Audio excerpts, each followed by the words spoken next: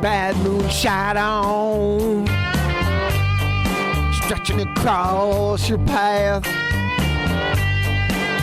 Bad moonshine on, stretching across your path. Every time you get some good news, ooh, there's a shadow on your back. Saw a retard baller way down in San Bernardino. Said I saw a retard baller way down in San Bernardino. He slapped 5 G's on the table.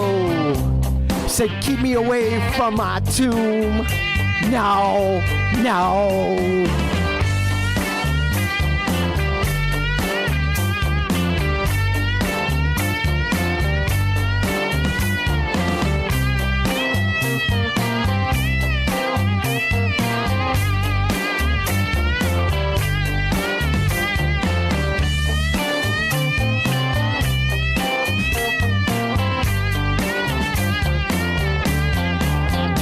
Hard, you got 13 months of bad luck, bound to be some pain. Don't you do no traveling, flying no machines, tombstone shot on, stretching across your path. Every time you get some good news, ooh, there's a shadow on your back.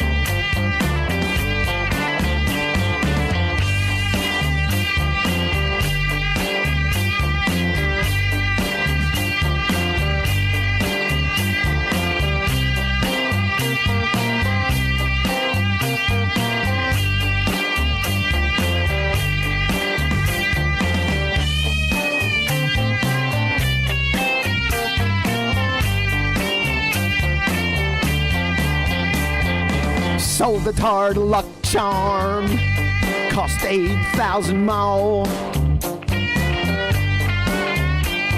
So put some on your pillow and put some on your doll. I said take a long vacation, ooh, for 13 months or more. Bad moonshine on, stretching across your path. Bad moonshine on, stretching across your path. Every time you get some good news, ooh, there's a shadow on your back.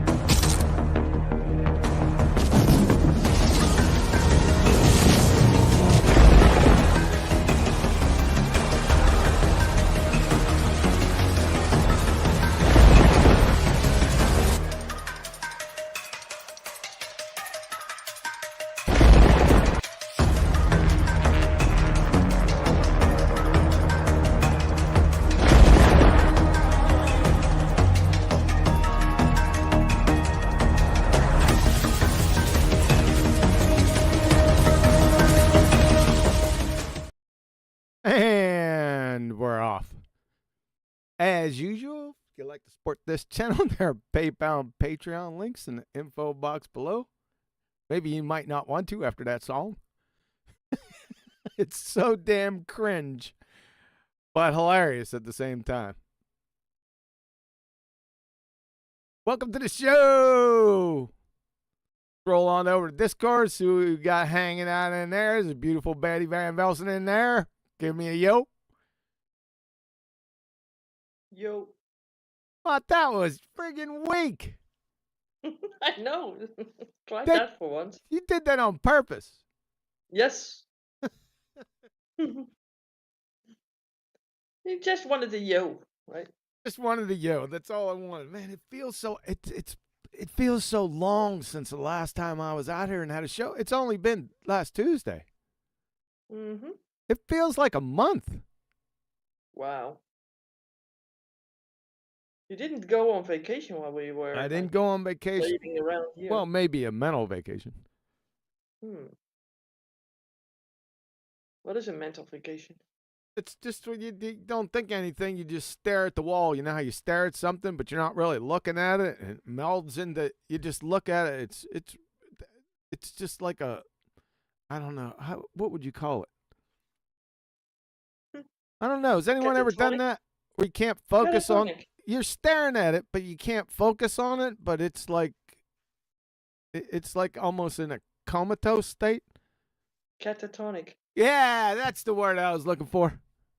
I'm saying that 3 times already. Oh, was I rumpusing you? No, you were not. You were catatonic. Yeah, it feels like a long time. I think it's because there's no Nathan show. Oh, what's up with him? Computer problems. Again? Yeah, big time. This man has a jinx in his computer. I think I don't know which direction he's going to. There hasn't been a whole lot of information. I've been trying to keep up on Skype. Maybe I missed it. Did I miss anything, Adam? Yo! Well, it's just that bloody machine again, isn't it? It's like...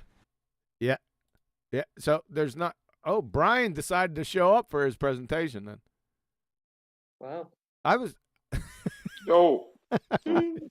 Yo. Yo. Everybody says yo. I know. They're wise asses. I figured they'd be all piling in here because no Nathan show for. It's been a while, right? And they haven't got. Is Neil already here?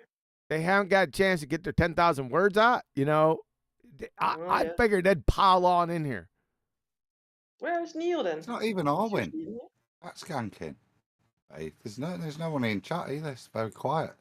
Yeah, isn't that strange? It's the time of the year. The leaves are falling. Everybody's depressed. I think Neil would be in though, ready to shout at someone. Yeah. I love this time of year. This is my favorite time of year.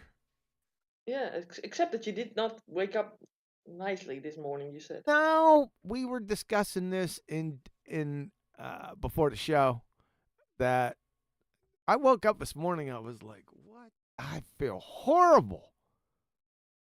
What's going on? When I was a younger man, I'd bounce up out of bed, man. Not a care in the world. Now it's like, oh, man. Too many cares in the world. Yeah, it's a struggle, man, in the morning. Yeah. There's only so many times you can get up out of bed and be positive. You run out of them. Yeah. Very true. Very true. So we're gonna do Bad Moon Shadow. We're gonna glue this thing together because there's like 8 different presentations, and then people sending me slides and sending me slides 15 minutes before the show, but sounds like Adam. Yeah, it is that. You got it. All I did, Brian, out of the goodness of my heart, trying to be helpful, kind, considerate, was resending the slides from before so we didn't have to scroll back. And all I got was, I'm more organised than that.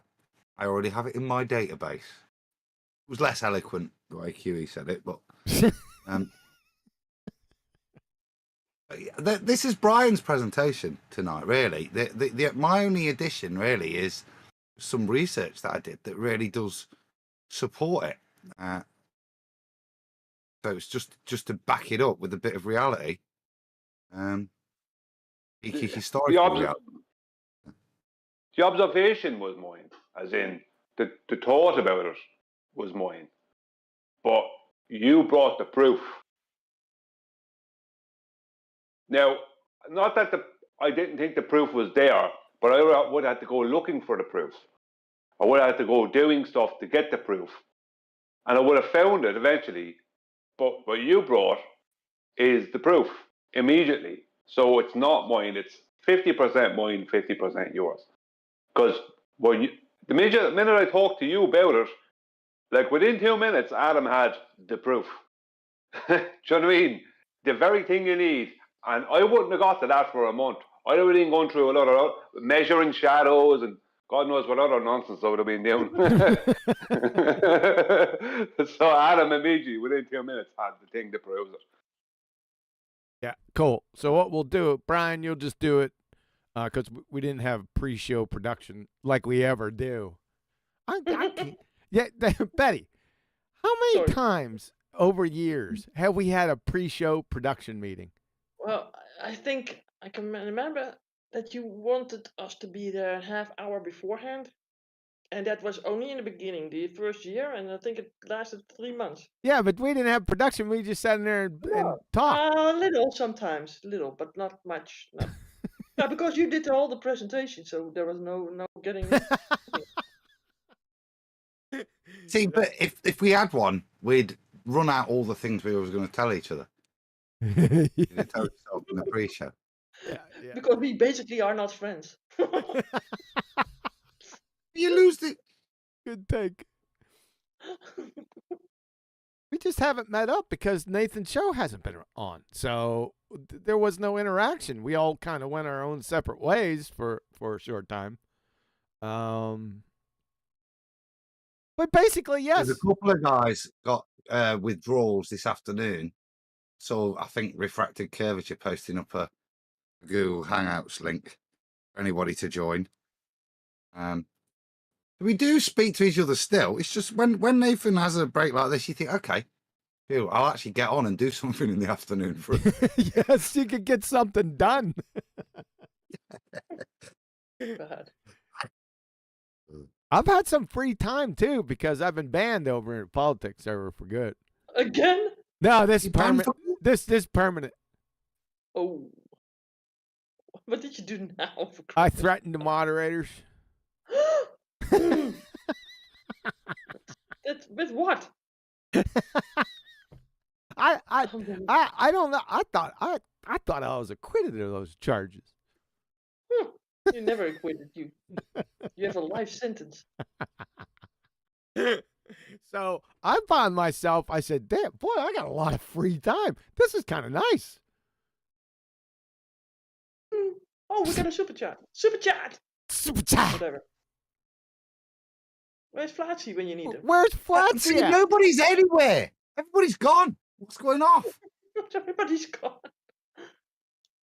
Okay, we got a super chat from Unitox Fame, who said, what length of shadow shows 1.22 miles horizon? You're mixing metaphors. Thanks, Unitox Fame. Way to kick it off. To get into a super chat frenzy. Yep, boy, everyone's excited. This is the blue sky color. Super chat. Super chat. It's the chat skanks arrived. Blue shadow super chat. What? Go ahead, Adam. Arwin's arrived in chat. Look, see, everybody's late. What's going off, Arwin? Why are you late? Everybody's late. Everybody that comes in. Why are you late? Folks. We're just taking a break in place, man. It's just a lull. It's okay out there. Now why people come in late. I saw some comments underneath the video last week, and people said, "Well, we need timestamps to get to the flat Earth stuff now." Yeah, I've been seeing it. They come fashionably late so that they hopefully get right into the meat of things. Yeah, those comments have been coming for the past, I don't know, 8 months or so, because we tend to do a lot of BSing before. I really don't mind that. To be honest, Machu Picchu was really an interesting subject. Machu Picchu, yeah, I'm telling you. He just got back, too. I have to talk to him later. Yeah, in fact, he got back late last night, so, yeah, I'm going to go talk to him later. Or he didn't fall down the rocks. Nope, he didn't. He made it back. Brian, are you there? Just Yes, Adam. little vacation. My youngest lad Archie. He's just got back from Ireland. We flew with his mate and his mate's mum, who's Irish, over to Dublin for a weekend. There's a number of comments. Go on. He loved the crack. He loved the Guinness. They went up into the Guinness factory and had a pint at the air bar, up in the sky. Loves Guinness. 16, but he loves a Guinness. I said, make sure you just get one. Had a few nights. He said, the thing I'd say, and it's to bring it to the culinary point. I said, what was the food like? And he said, it's like English food, but worse.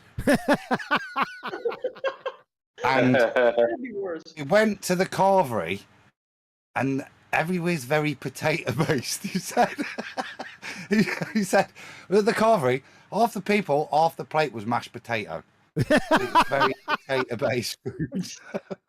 Yeah, that was a genuine, honest appraisal of the thing. But he loved it. He absolutely adored it. Said it was fantastic, lovely country. Just south of Dublin, he went, man. I'm not sure the exact place. Super chat. Come on, you got to say it better than that, Betty. I said super chat, but nobody responded, for crying out loud. Do it again. Super chat. Yeah, I like it. So we got a moon shade color, like yellow, from Russ Bonanno. Oh, what's up, Russ? And he's having a thumbs up, so he must be good. Thanks a lot, Russ. Don't worry. There's no problem with if it's the same Russ that I'm thinking about. Are you in chat? So is he not there? Yeah, I'm here. Yeah, don't worry about it, It's man. just my way, Bob. Yeah, appreciate it, man. Hey, don't worry about it. That I was a little bit snippety that evening. We're good, man. Don't worry about it. Yeah, I just like to hear you go on. It was a first round knockout. I wanted to see 6, That's all. Anyway. Yeah, we're good. Don't worry about it, man. It was just a bad You evening. behaved badly again. It was it. I wasn't acting badly. The moderators are like, they have this. I don't. It's like delusions of grandeur or something. Is Rusby a moderator? Say again? Is he a moderator? No, but he took the side of a moderator, and I fired off on Russ in chat in PMs. It's not a big deal though. Like I said, I was a little bit high strung that evening, so please forgive me. It's okay.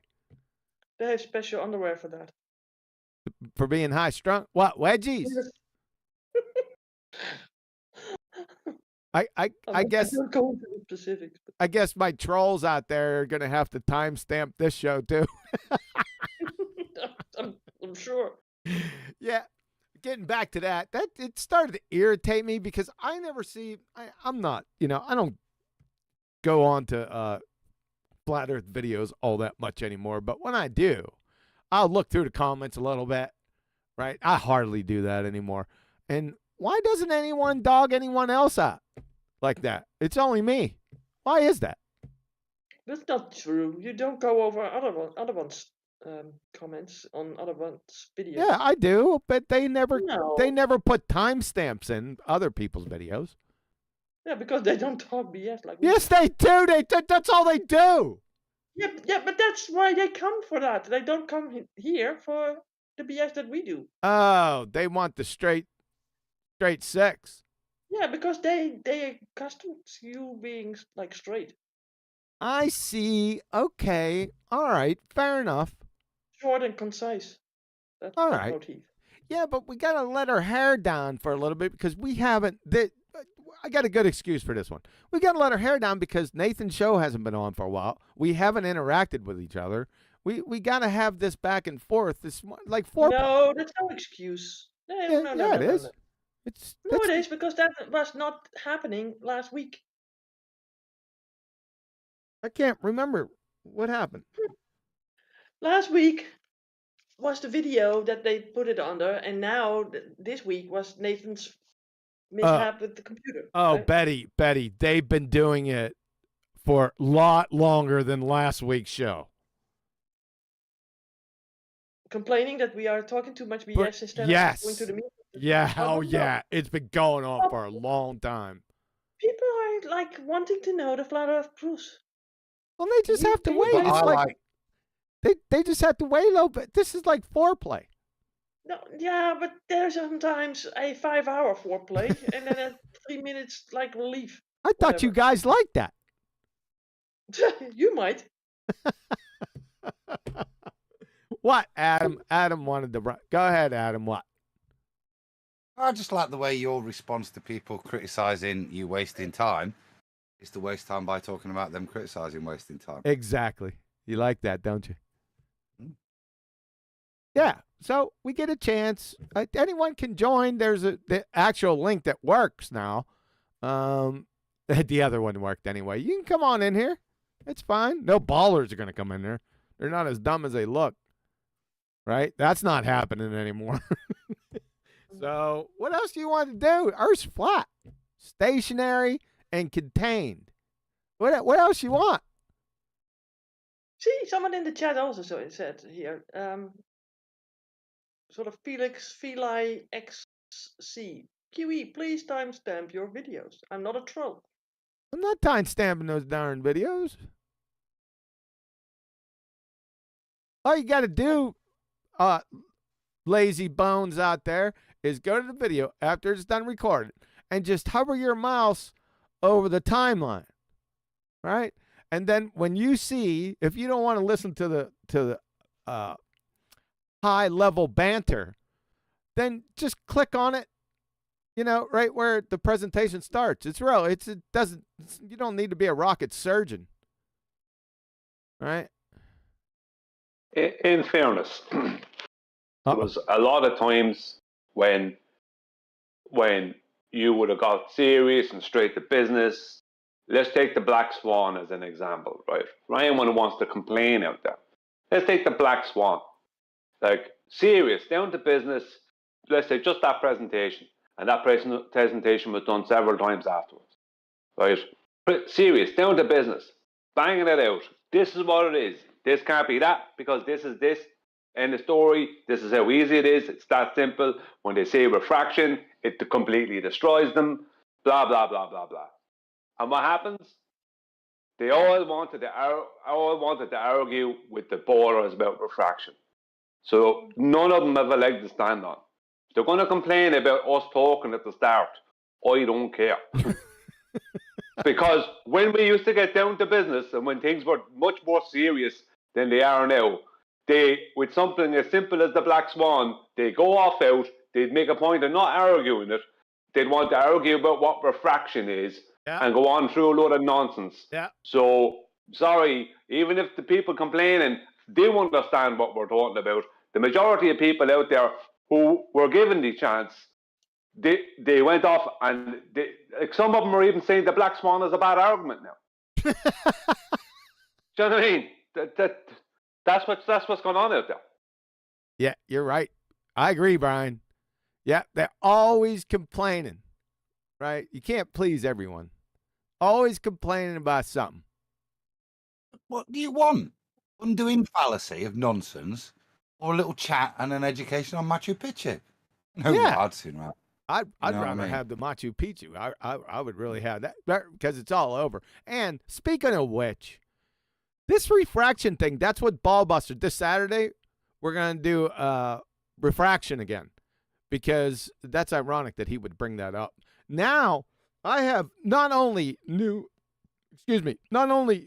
like semi-new flat earthers, but friggin' veterans giving them refraction. They'll give it to them. So I don't know what the hell's going on out there, man. The ballers wouldn't even bring it up, but they'd give it to them. Oh yeah, there is some refraction. What? What are you talking about, dudes? I'm talking some high level ones. Yes. Yeah. So I don't know. go ahead, Can you Brian just first, define then one? Brian first, then Adam. Go ahead, Brian. I don't know how the black swan argument could be any simpler. I just don't see how it could be any simpler. You couldn't make it any more straightforward and simple. It's as black and white as you could make it. Yep. And all they want to do is get lost in the grey. What can you do? Sorry. No, you're good. Yeah, I agree. Go ahead, Adam. It's too simple. That's why it hurts. That's why they have to try and find the grey to hide. Refraction being the thing. I'll give him refraction all day long. Refraction exists. Refraction occurs. Terrestrial 7/6 refraction. What? No, I don't know what you're on about, pal. Demonstrate that. But there is refraction. There's a thing called celestial refraction. That's very different to just refraction. These things exist. Are they applicable to you viewing something? I don't know. You demonstrate, guys. 7/6 I'll never give them. Because they don't even want 7/6 They want anywhere between 7/6 and infinite refraction. What they don't want is any geometry. That's the only thing they're denying now is their geometry. We can't see it. Refraction? What? There's no refraction. Yeah, there's refraction in between two media. Yeah, refraction exists. Yeah, but it's not got in this nothing to do with context. what- Yeah, That's what I'm saying. but not in this context. Yeah.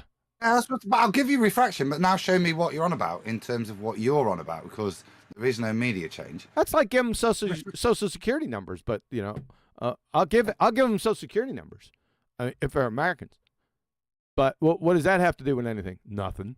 Well, that's what I'm asking. That's exactly the point. Of course, you can have refraction. What's that got to do with that?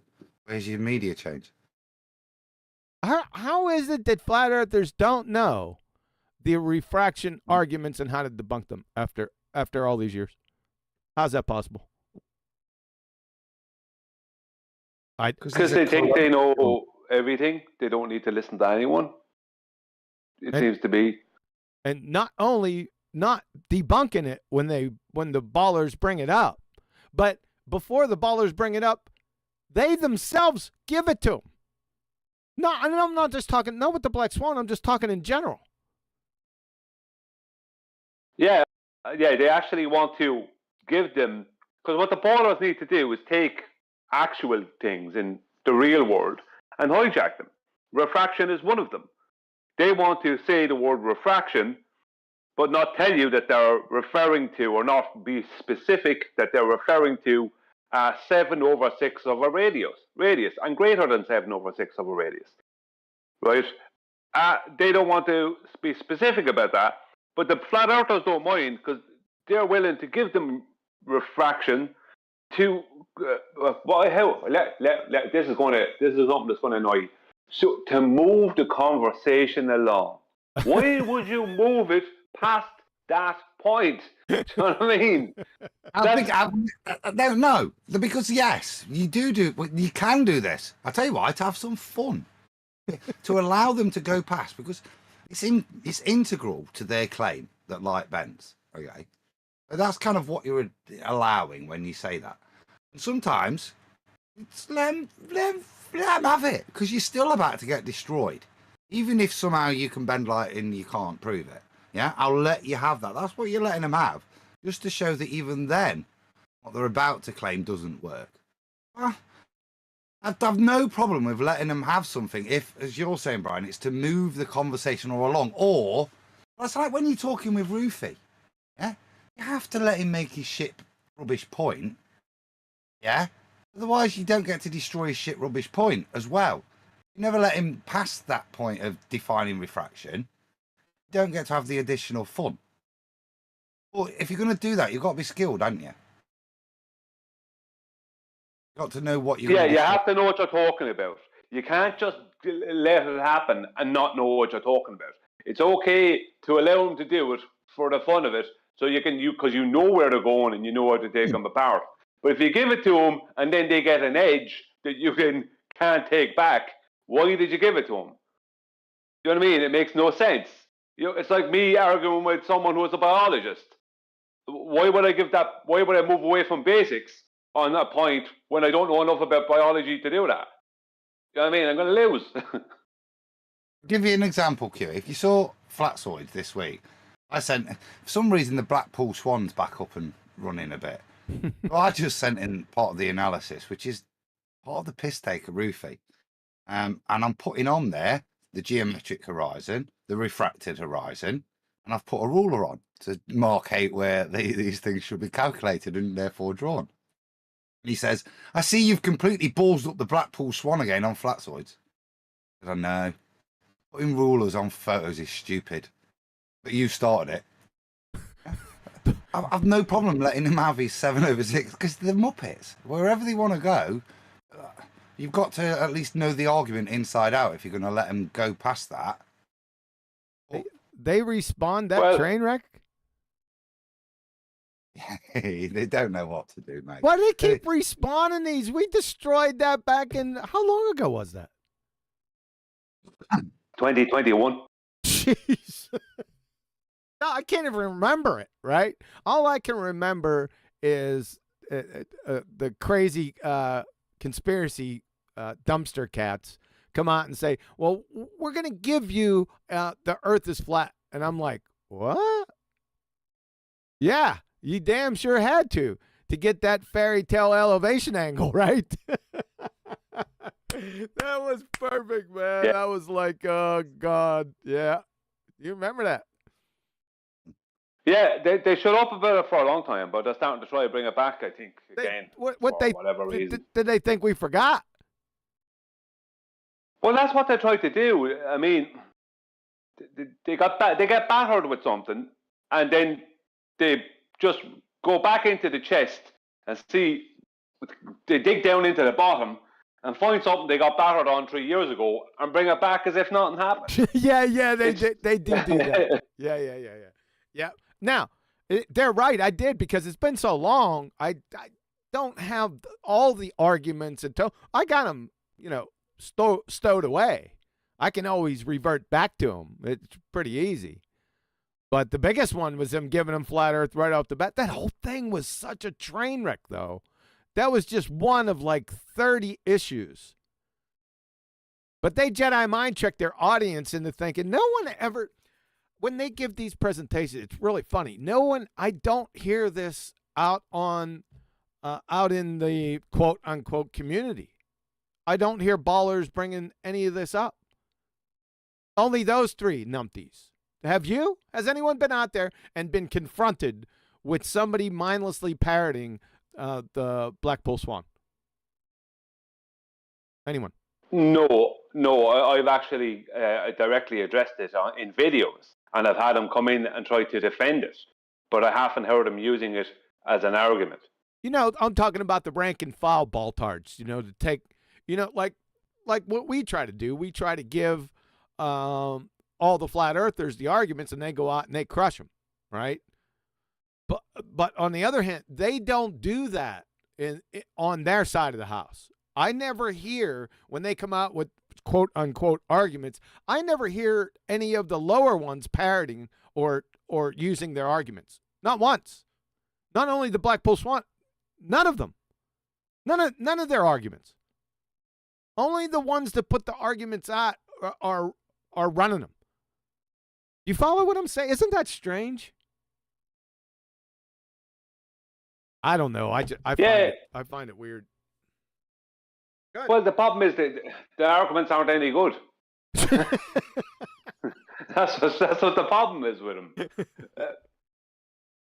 Yeah. Well, just on the argument later. They just give it a year or so, and then we can just respawn the whole thing and start the same process, restating the same things that have been. The thing about the Blackpool Swan, for people if they don't know, is we were presented with what turns out to be a composite image, actually, from a kind of independent artist. He's just taking pictures, making nice art pictures for his photo business, of Blackpool and the mountains in the background. What they've done is took this and then used relative height angle calculations to show that the peaks of the mountains demonstrate some curvature, I think. And what we first got, and this is the point, what we first got was this image that's been analysed by the ballers for quite a while. And then we go out like we do, and we try and find the image, and we source the actual real original image. We find that the dirty gits have cropped the edge, the left-hand edge of the image. It's not until you see, well, you'll see what. So basically, you've got all the Blackpool Pleasure Beach with the mountains behind obscured. There's a bit of shoreline going up to the Pleasure Beach, and then the mountains behind. And the shore up to the Pleasure Beach isn't enough to invoke any kind of obstruction from the height it's taken at.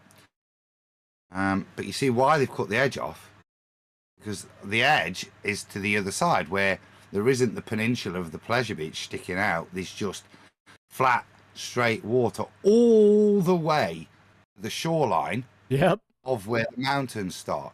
And that's what the dirty sods did. And this is what they have to do: lie and cheat and deceive. Because if they leave the edge of the picture on, there is no argument. You can see all the way from your feet to the opposite shoreline. Something that should be obscured. I've got it, I think. I'm trying to find the thumbnail. I think it's in my slideshow, but anywhere I don't even have a folder on the Blackpool Swan. I didn't even think to make. You know what I'm saying? Yeah, it wasn't important enough. It was such a done deal. It was such a nothing argument that you didn't even bother doing that much. Yeah, I went in there. I'm looking. I'm sitting there. I don't have a folder on this. Well, as soon as we got the other side of the picture, too funny. We did a bit of analysis, but as soon as you got the other side of the picture, it was laughable. Really, it was another black swan in itself. Yes. All their argument was the hijacking of what they called photographic occultation. That's all it was, where there was an object in the foreground that's at equal height or higher than your camera height, and an object in the background that's higher than the object in the foreground, but because of your angle and angular size, the object in the background appears lower. It's like standing in Manhattan and looking at a building in front of you that's higher than the One World Center or the One World Trade Center in the background, when technically it's not. The One World Trade Center is higher than any building in Manhattan. Do you know what I mean? So, but it looks from your vantage point that it's the opposite. That's all it is. And they would just hijack that. What I did is I made a video and I put it into orthographic view because they wanted everything to be in orthographic view, which gave an actual size to the mountain and an actual height to the tower. So if you use the angle from the observer up past the top of the tower, it meets the very top of the mountain. And they were saying, see, flat earth debunked. So what I did is I took that and I gave them both their angular size orthographically from the observer. And when you give them their angular size from the observer's point of view, it looks like he's looking over the top of the mountain, right? And I think I got like, I have only about 1,200 subscribers, but I think I got 5,000 views on that. And the majority of them was Ruhif, and all of them in an absolute rage. You can't do that. You can't add in angular size in orthographic. You can't do that because they were trying to ignore perspective, which is what photographic occultation is. It's an effective perspective. So I added perspective in as best you could orthographically, and they absolutely hated it. Hated it. I mean, as I said, I don't have a big channel, but I got thousands, and like the hatred I got. I'd say Ruhif nearly even put a hit out on me. This was another point we brought. I've seen loads of coming through. You were involved in this, John, because I remember us laughing and putting out to them because they were trying to take angular size from a photograph. People might not get that, but this is what this is why when I laughed at Rufy, he's put a ruler on it, and so I put rulers on things to show him. Yeah, we were pointing out. They were trying to say, look, this is the angular size of stuff. We can put a ruler on it, measure it, and that's its angular size based on the photograph. They actually believed that that's how you would measure the angular size of a terrestrial object. Take a photo and then stick a ruler on it, measure it. That's its angular size. What? Yeah. It's a comedy of. It was just a comedy of errors. Just go back to the presentation because we evaluated it on BALLBUSTERS, I think. Just pull up BALLBUSTERS, go through them. You're going to see the Blackpool Swan getting shot, right? Just go there and just go through it. It's a comedy of errors by numpties from the word go. That's how it's. I don't get it. So now they're going to respawn it back up. Well, no, if they come to me, they won't be able because I shoot it down in a moment. Because what I did is they were all complaining that the angular size of the mountain was greater than the angular size of the tower, which is true. The mountain had a greater angular size than the tower, right? But if you place both of them at their angular sizes orthographically, and even if you move the mountain close to the tower, from where the observer is, they still appears to be looking over the top of the mountain. And that was the bit that really killed them. So I don't actually remember, and I don't know when I brought out that video. It could have been a year and a half ago or something. But I haven't heard anything about it since then. All I remember is the anger back then, but I didn't hear about it since then. But they're hoping we forgot things. Like, they bring these things out for all the new flat earthers. All the people that might not have been around 3 years ago. Right. That's what they want. They want to get them people with it and have them try to explain a lot of nonsense. You know, explain perspective. That's what they're asking you, isn't it? Something that doesn't exist on the globe. Yeah. Yeah. It's a stupid ploy. All right. We ready to get into this? Betty, you ready? You ready to timestamp this? I have no idea what the timestamp is. 42 minutes. 42 minutes. Oh yeah, that's true. 42 minutes. Yeah. Why ain't this thing showing up? 1 second. Hey, we can't start yet. Why not?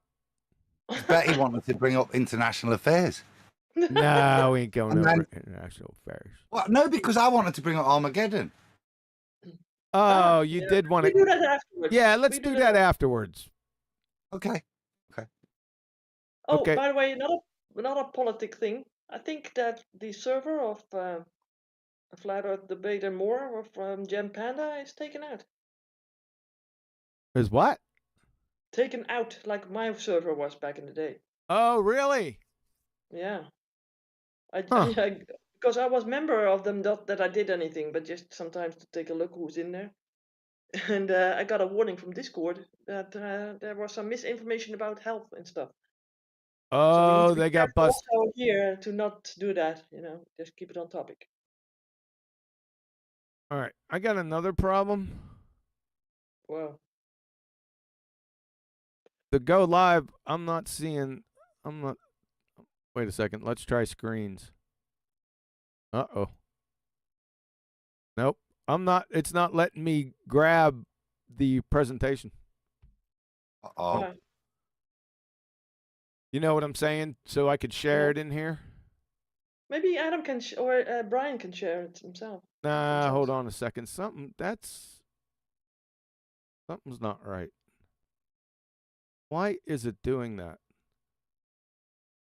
Maybe hold on 1 second. Let me try this. Okay, it's on my screen. Yep. All right, Brian. Yeah, I got it now. Wait. Hold on. I got it. It just puts a little. I can't expand it the way it should be expanded. Let's try this. So, Brian, you ready? Yeah, I'm ready. Yeah. See if it expands. I think Adam goes for. No, Adam's not going first. Okay. I go first. It makes no sense.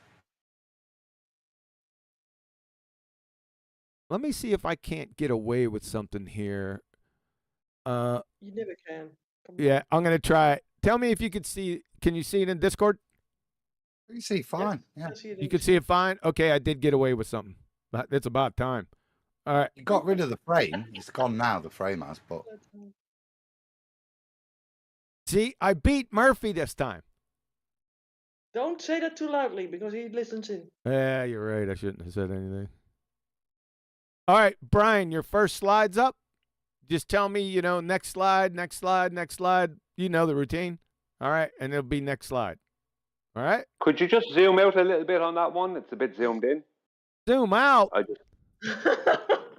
What? Well, What? unless everyone on YouTube can see it, because I can only on Discord it's only showing it as zoomed in a bit.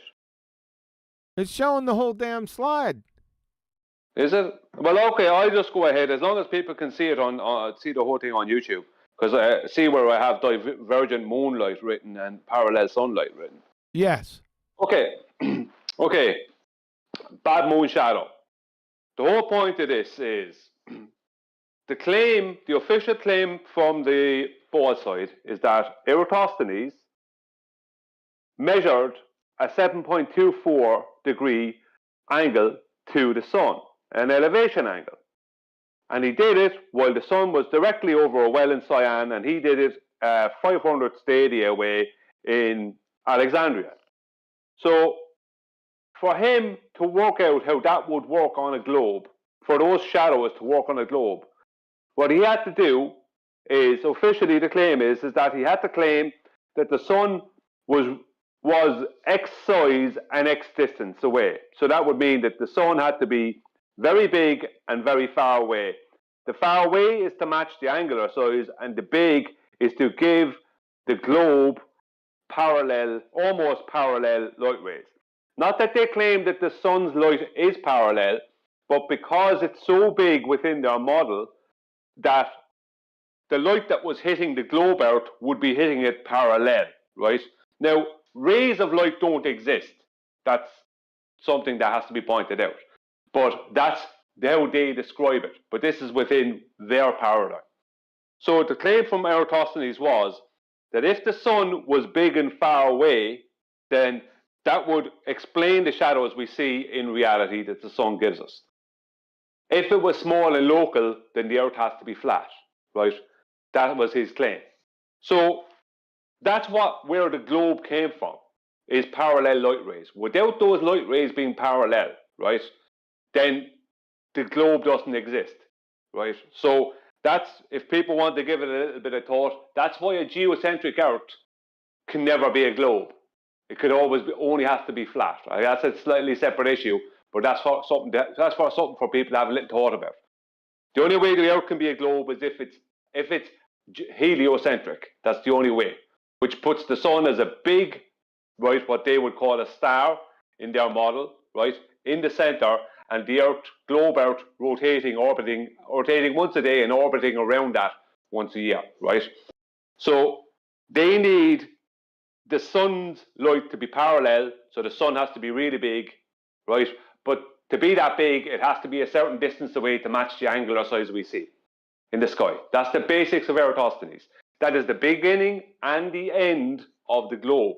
The beginning and the end of the globe, and the heliocentric model and everything that comes after it, right there. Now, the problem is this. The full moon, right, and the moon phases, but the full moon obviously stands out the most because it's full, gives us the exact same shadows.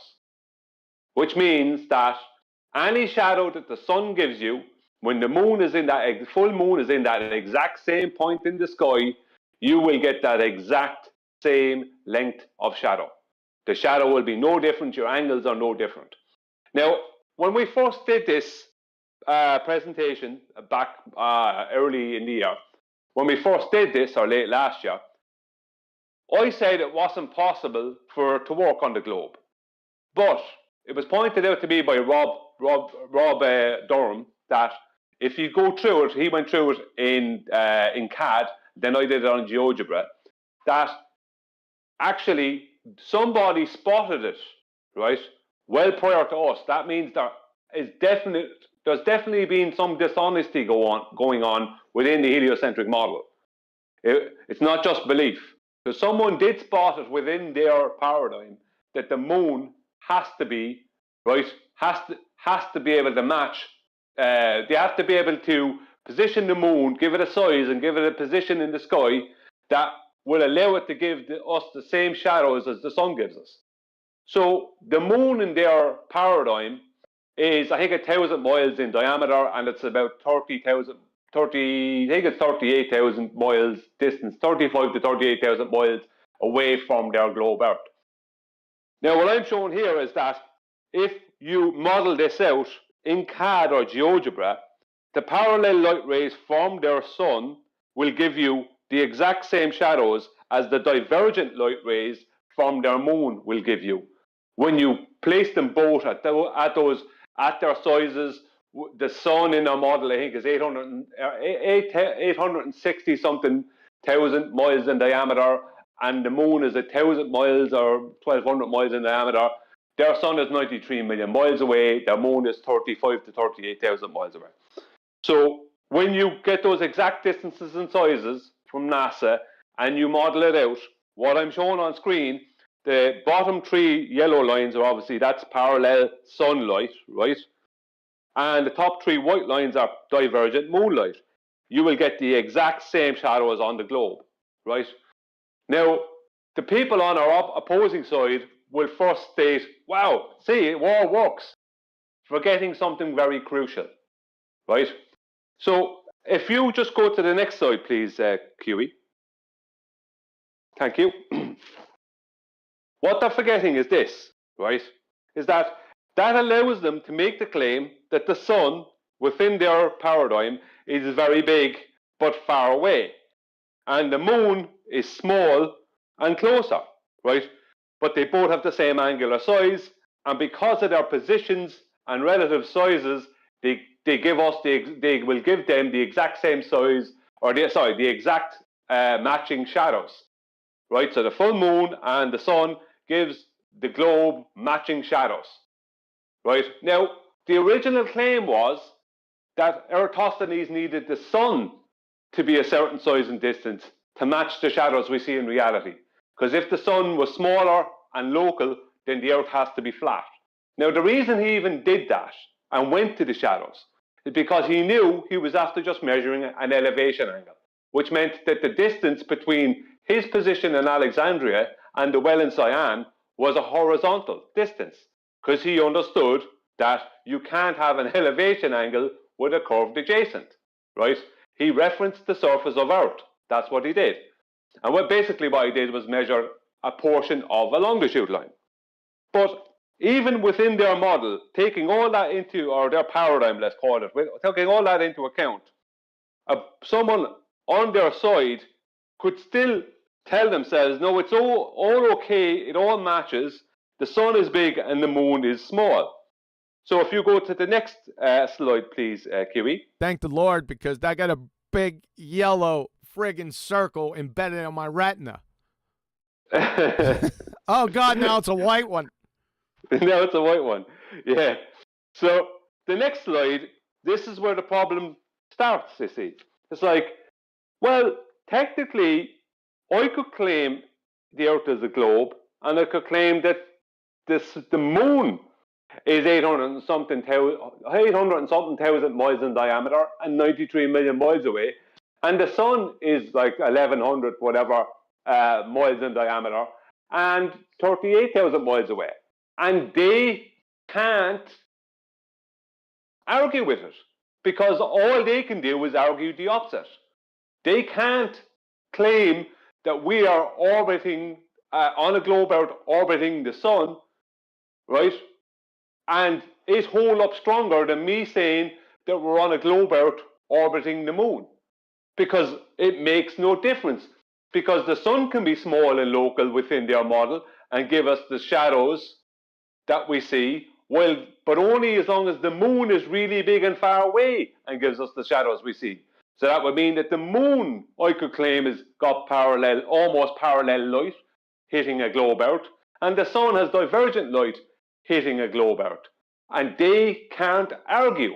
So straight away it takes away Eratosthenes' claim that the sun has to be big and far away to match those shadows, because I can say the moon is the big and far away thing and the sun is small and local. But they could still argue, let's just say. So if we go to the next slide, please, QB. And I could then say, or someone else could say, well, they both could be big and far away, right? Now, this all, remember, that once you go away from the sun being big and the moon being small, there is no heliocentric model. So the whole besides this is all based around the globe. The globe is still there, but there isn't a heliocentric model. So that's problematic. Because now I could say, well, how do you know the moon and the sun aren't both really big and far away? And they can't argue with it, because all they've got is the shadows. Right? So their whole claim is collapsing underneath them, because Eratosthenes said nothing about the moon. He only mentioned the sun. And remember, he had to measure an elevation angle, which had a horizontal adjacent, to measure the angle to the sun from Alexandria, while it was over the well in Cyan, 500 stadia away. So if we go to the next slide, please, QE. Thank the Lord.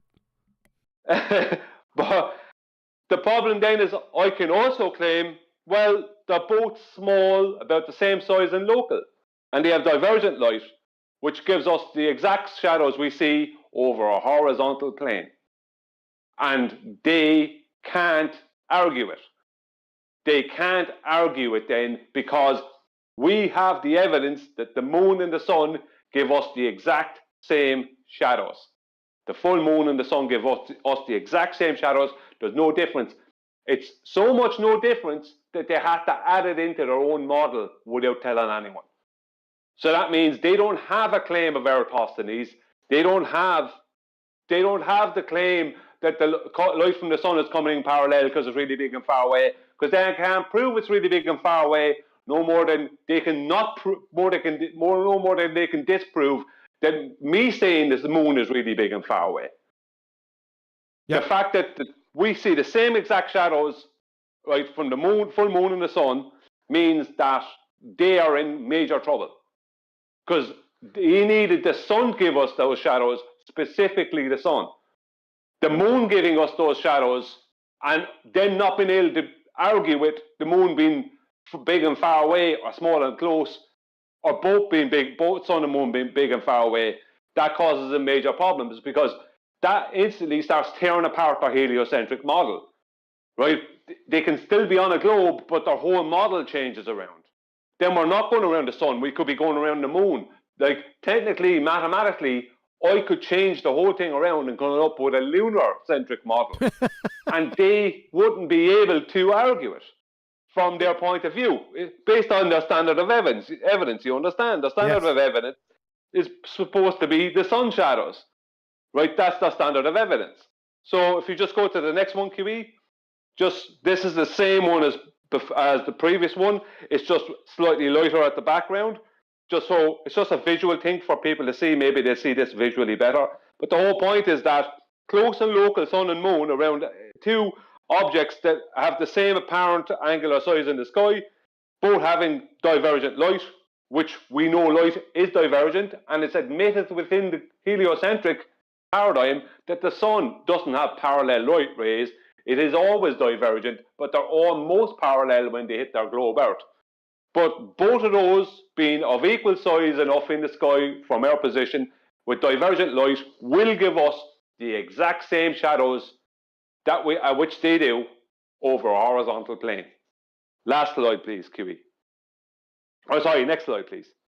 That would mean nighttime in Cyan, right, and Alexandria, on a full moon night when the moon subpoint, right, its GP position is directly over the well in Cyan, will look like this, with that angle up to the moon, right, with the obelisk in Alexandria.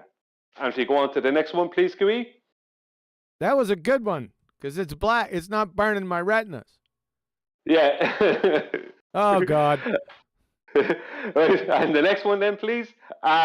So, and here we have daytime in Cyan and Alexandria, with the sun's GP point being at the well in Cyan, and the angle to the sun from Alexandria, using the obelisks, the shadow of the obelisk, is exactly the same. There is no difference. When the moon is directly over that point on the Earth, if that obelisk was still there, I don't know if it still is, you will get the exact same angle. So technically, the whole point of this is they don't have a parallel light rays claim from the sun, because I can argue with them that we have a lunar-centric model, and they can't argue it. I can mathematically show it to the same standard they can show their heliocentric model. All I have to do is move stuff around. You know, it basically they have nothing. It takes away the legs out from underneath them. They have no claim. That's the whole point of this. They have no claim because the moon does what the sun does, which is not what Eratosthenes needed it to do. Last slide, please, Kiwi. Yeah, this is just bad moon shadow. There it is. I want to pass it on over to Adam, but I wanted to have this one as the last slide, because the moon is something mysterious. We don't know what it is. We don't know what the sun is. They keep trying to tell us that they know, and we keep pointing out that they don't. So all they had was a shadow created by the sun, and they never mentioned the moon shadows. Isn't that very funny? They've never mentioned the moon shadows, yet that's part of their model. They added it in. They had the moon the exact right size and distance to account for those shadows that we see in reality. Yet they needed to only talk about the shadows created by the sun. So it basically contradicts our model. So I'll pass it over to Adam, and he can bring in the proof. If anyone is worried about whether this moon really does have the same shadows as the sun, blah, blah, blah, Adam is about to show you the proof that he came up with less than 2 minutes. Okay, Adam, thank you. Hold on, Adam.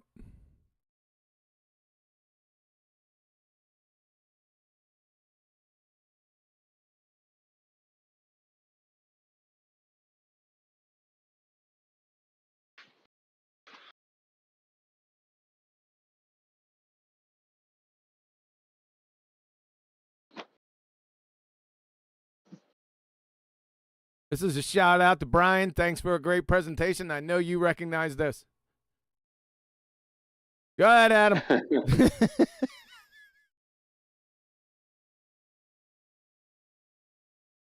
Oh, Adam. Is he out for tea? Hear me now? Oh, there he is. I don't know. My mic just died. Right, yeah, so where was I? I'd rambled for a minute or two there, Kiwi. Did you? On mute?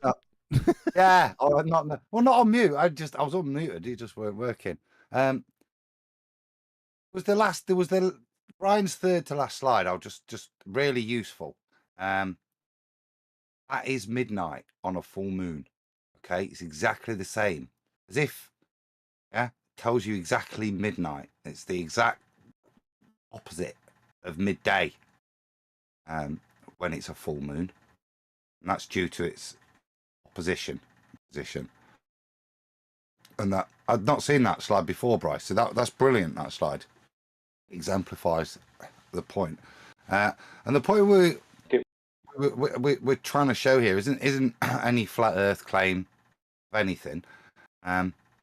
Just to show that the faulty logic that Eratosthenes used was wholly faulty within their model. And I think Brian's shown that the logic that's being used, it could be this, it could be that, it could be the other. They force it one way.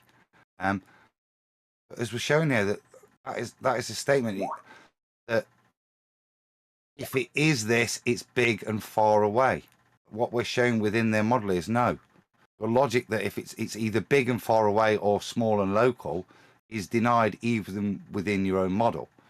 And the proof of this is, as Brian said, Brian's got all this, and we're like, well, how do we support it?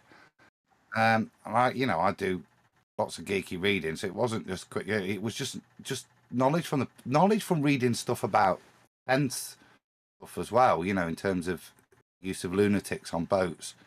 The moon can tell us all sorts of time. Even the parallax of the moon, you can tell the time. The way in which they're using the moon here is exactly the same way in which we use the sun tell the time, which is the use of a moon dial. So I've got a few just quotes just to support this from. This is from lunar volvels and moon dials in Baroque Germany. It's funny because, as Brian's saying, it's kind of hidden, this thing. So you can't just go and search it. Even in the astronomical stuff, there's nothing there. The way I found this is under Baroque styles. And the commentary is under that. The Google does hide stuff. Anyway, if you'll permit me just to read a couple of paragraphs, hopefully it'll just support. It's not in the next slide, right? This is above and beyond the presentation. No, this is the next slide. So from the opening slide, first slide, please, QA. Sorry, I'll move it over there and I can see where you are then. I won't. I got from Harvard University, Stephen A. Lloyd. Thank you. Yeah. So, one of the most common criticisms of the use of sundials as timekeeping devices is their limitation to the hours of daylight. Although most entirely unknown to modern astronomers, the lunar volvel and moon dial are devices that supplement the sundial and allow one to tell the time by the light of the moon, thus greatly extending the utility of the sundial.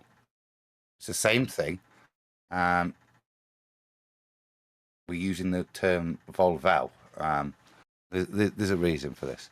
The lunar volvel converts the time as read off of the sundial given by a shadow casting by the moonlight, local solar time. A volvel is merely a calculating device for converting moon time to solar time. It does not itself include either a gnomon style to cast a shadow or a dial plate on which the shadow is cast. It's literally just a rotating plate to calibrate.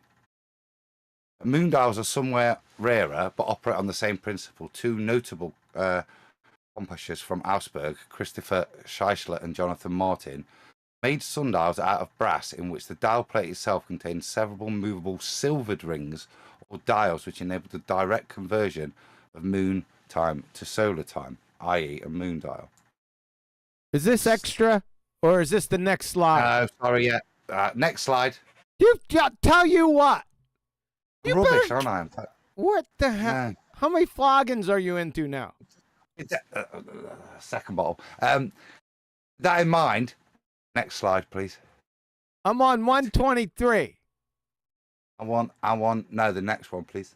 Oh. All right, go ahead. Okay. One can also align the sundial in the same manner at night. When the moon is shining brightly, a shadow will be cast on the dial plates. The time corresponding to this shadow, the local moon time, will of course not be the same as local solar time, except at the new and full moon.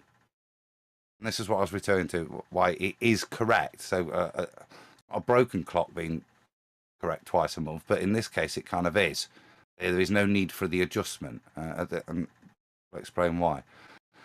The lunar month is approximately 29.5 solar days, which means that the moon takes 29.5 days to return to the same position in the sky with respect to the sun.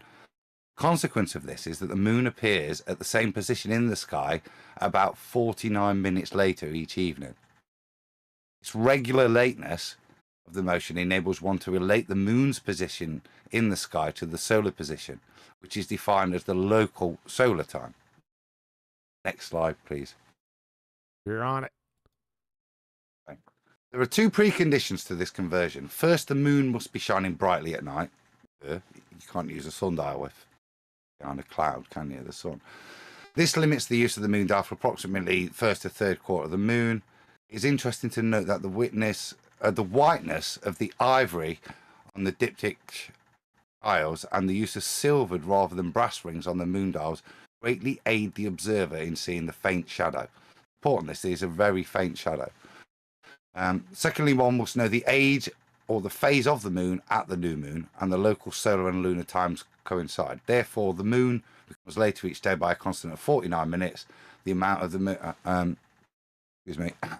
amount of lateness for a given date is based upon the number of days since the last new moon. One can either count off the days on a calendar or simply estimate the phases of the moon by observation. Next slide, please.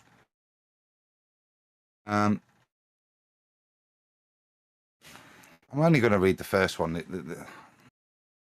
I'll read it all. There are three main sources of error in this conversion of the moon time to solar time. The first concerns the variability of the moon's lateness with a given night. The moon is about 25 minutes later with respect to the sun at sunrise than it was at previous sunset. By assuming a constant amount of lateness for a given night, one is sure to be off by at least 10 minutes at some point during the night. It depends on our source of reference. The second source of error is closely related and usually much larger in magnitude. The age or the phase of the moon is often difficult to estimate. For example, 2 consecutive nights of the moon may appear to be nearly full. By adjusting the lunar volvel by just 1 day of the proper age of the moon, one commits an error of almost an hour. That's then 59 minutes. The third source of error comes from the equation of time for the moon, which, because of the relatively large eccentricity of the moon's orbit, it may require a correction of up to 50 minutes. All these things considered, this is level of accuracy, how much information data you're inputting, i.e. if you know when the new moon was, you're always going to be accurate. A lot of these things disappear. But it doesn't deny the function of the apparatus. It's using that shadow. Okay, exactly. So I'm glad you stated that. Can you state it again? Yeah, it doesn't deny the function of the device. Even the first bit where it's talking. See, look, I'll say the same. It talked about using ivory and silver instead of your standard brass rings. Why? Not because that changes the way in which the device works. It just means you can see it better. It means that very faint shadow. Yeah, but the thing is working in it's the same principle, the same light shadow casting mechanism that we're referencing. And the reason we have these vowels, these spinning plates, is because moon isn't tracking with the sun. It's 59 minutes later every single day. It's tracking behind. It's that point that we have the spinning plates, not as a different device, but just to make the adjustment, because we recognize the sun and moon move at different rates in the sky to each other. And it's that difference that allows us to tell time.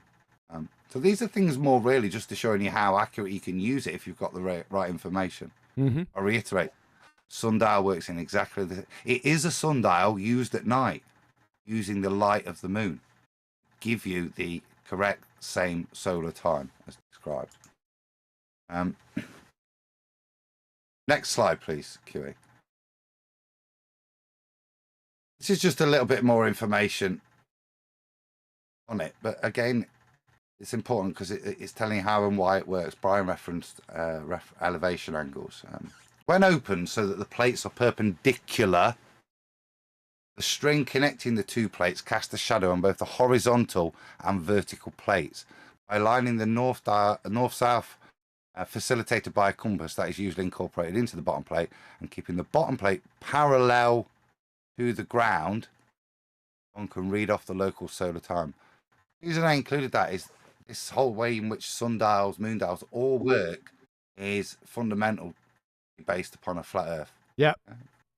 Perpendiculars, horizontals, with, as it says it here, look, the bottom plate parallel to the ground. Not to a tangent, parallel to the ground. And with that, I'll finish. Thank you. Yeah, that was really good. I'm glad you pointed that out. It jumped off the page at me, right?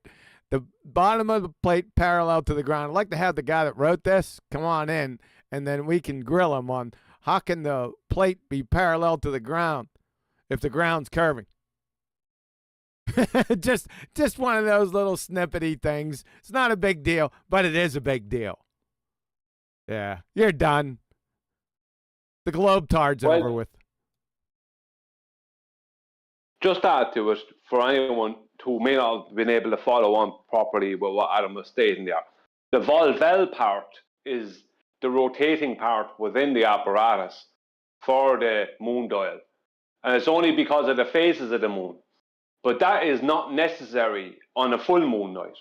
You can just use your average sundial. Works exactly the same on a full moon night. Because the full moon night gives you the exact same time as the sun. Now, that's a bit strange, isn't it? But the full moon, there is no adjustment needed on the full moon. Whatever time it says is what time it is. So if the sun and the moon were out at the same time, they'd both be in front of each other or whatever, behind each other, and giving you the exact same time. So that's all that matters, is that the full moon gives you the exact same time. Not adjust whatever adjustments you must make through the phases. Is when the moon is at its full, then it matches the sun exactly, and you will have no hassle on a full moon night without cloud getting. It actually be easier in some ways to get a shadow, because everything else is so much dark. That one bit of light will give you a shadow very easy. So that's what matters. The full moon matches the sun, and that's the problem they have. The main problem they have. I know everything Adam added in there was needed to be added in to give people context about it. And just before I go on, Adam, but they don't. They don't. Kiwi, can you just go back to the slide that was nighttime? I'm there. And that's the killer is they don't at midnight on a full moon. That's exactly the same as you've pictured it, Brian. Cyan and Alexandria, that same thing could be done, supposedly, with the moon. You get me? Yeah, exactly. Eratosthenes could have used the full moon. Yeah. Instead of midday, midnight. Yeah. These two slides are killer. Check these out, flat earthers. You see me flipping back and forth between these two? There's a reason for that. Are you catching on? Yeah, because the thing about it is that if those locations were known now, I don't know if Cyan and Alexandria, if those both exact locations are known, and if that location of that well is known and the obelisk, whatever. If you could completely recreate it and get it at the right time of year and a full moon without clouds, then we could do exactly as Eratosthenes was claimed to do and get the same exact 7.24 degree angle. So what then, ballers? Do you know what I mean? Yeah, but we would need some hard pipe-hitting surveyors. Yeah. Some hard pipe-hitting surveyors.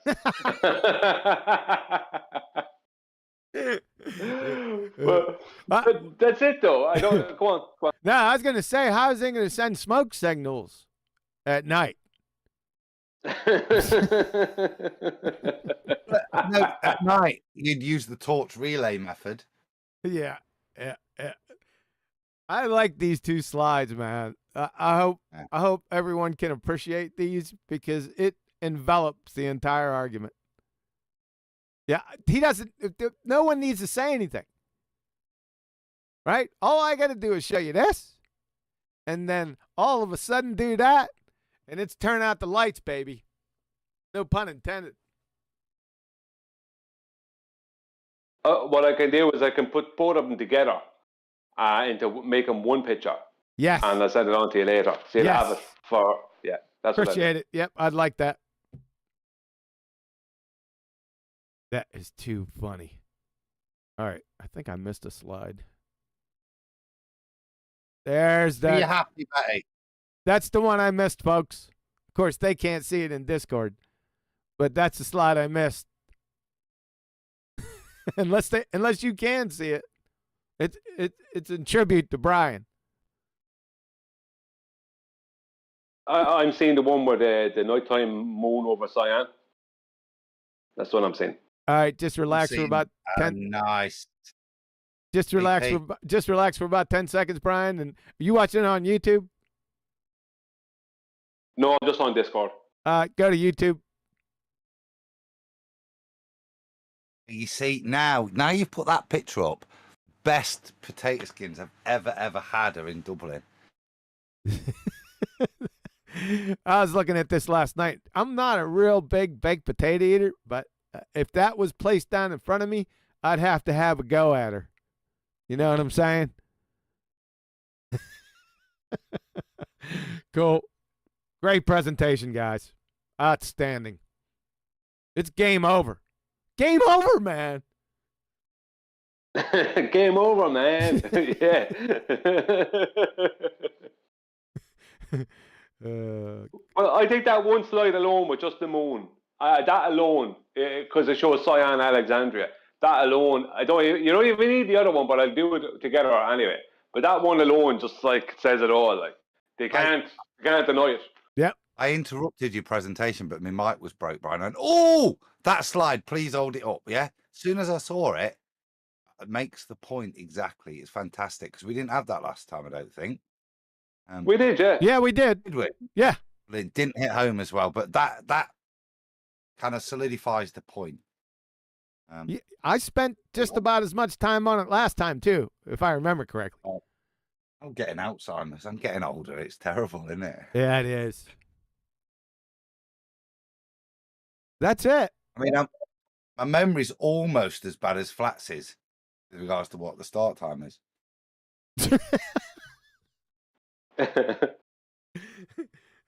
What'd you say?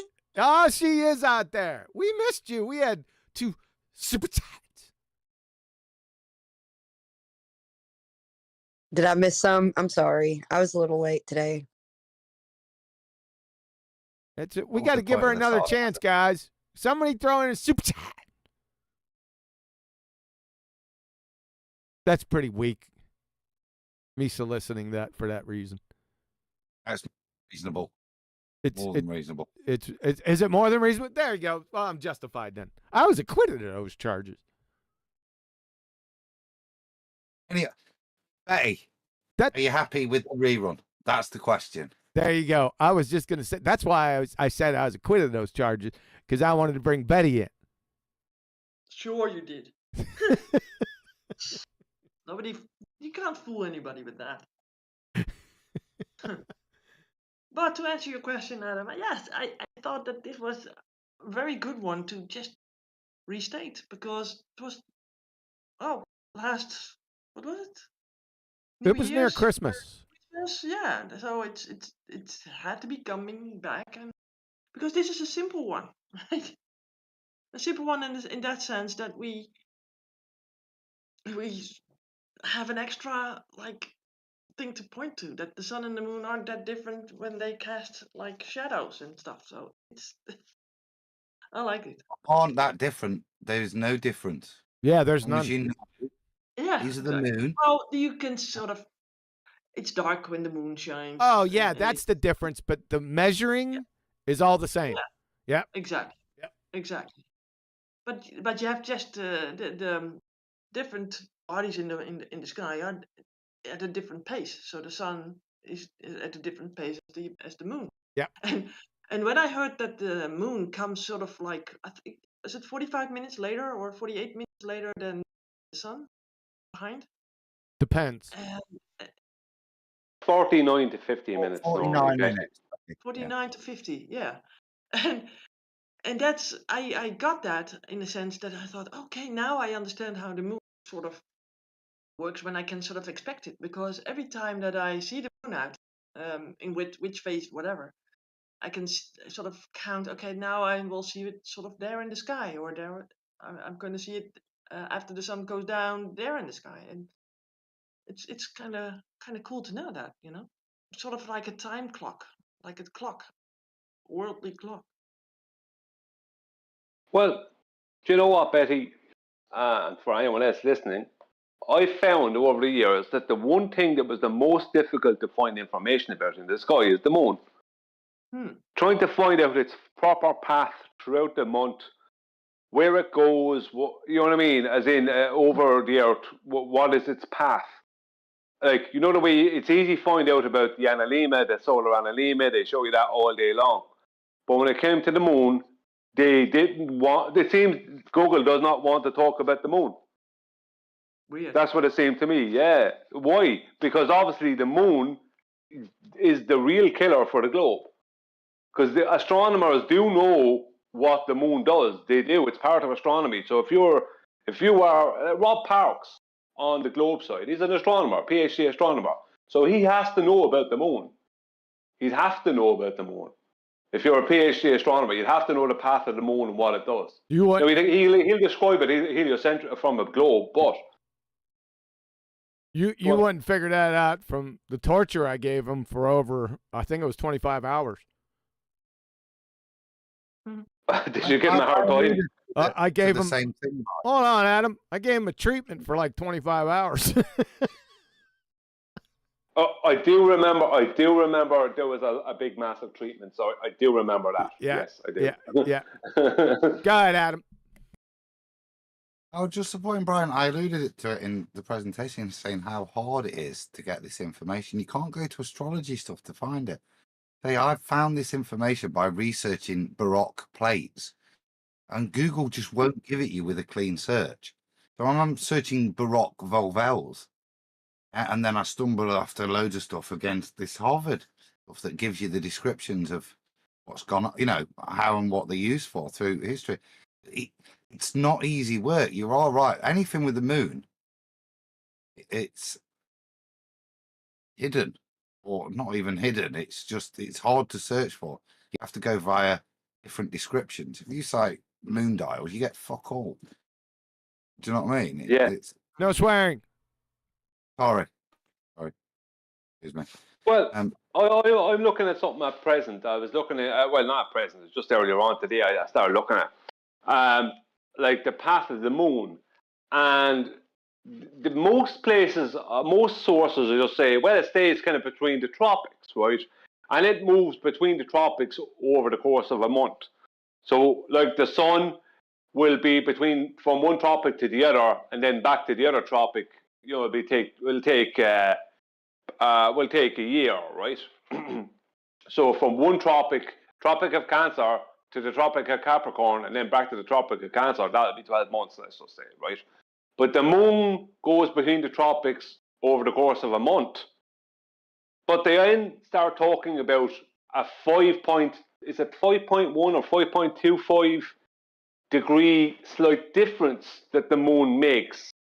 So it can be slightly outside of what they call the elliptic, and slightly inside. So now I don't know what the story is with that, if it's just a globe calculation, if it's true or not. I'm going to look into it further. It explains why the moon doesn't just do that straight analemma each month. It's got funky analemmas throughout the year. There is that 5% variation above and below the ecliptic that it does. The way in which the ball, the heliocentric model, that's its excuse for why there isn't eclipses so regularly. So it's that variation from the ecliptic. It's only when it's there that it's it's that 5% movement that stops the perfect alignment, which is why eclipses are so rare. But from observation and reality, it does do that as well. It has this variance. There's no, you don't. So I mean, you don't know anything about it, and if you they call it a wobble. It's that wobble of the moon's orbit. It manages to stay perfectly face on, but it wobbles a bit up and down. Really why it wobbles up and down to stay face on, you know, in their world. Yeah,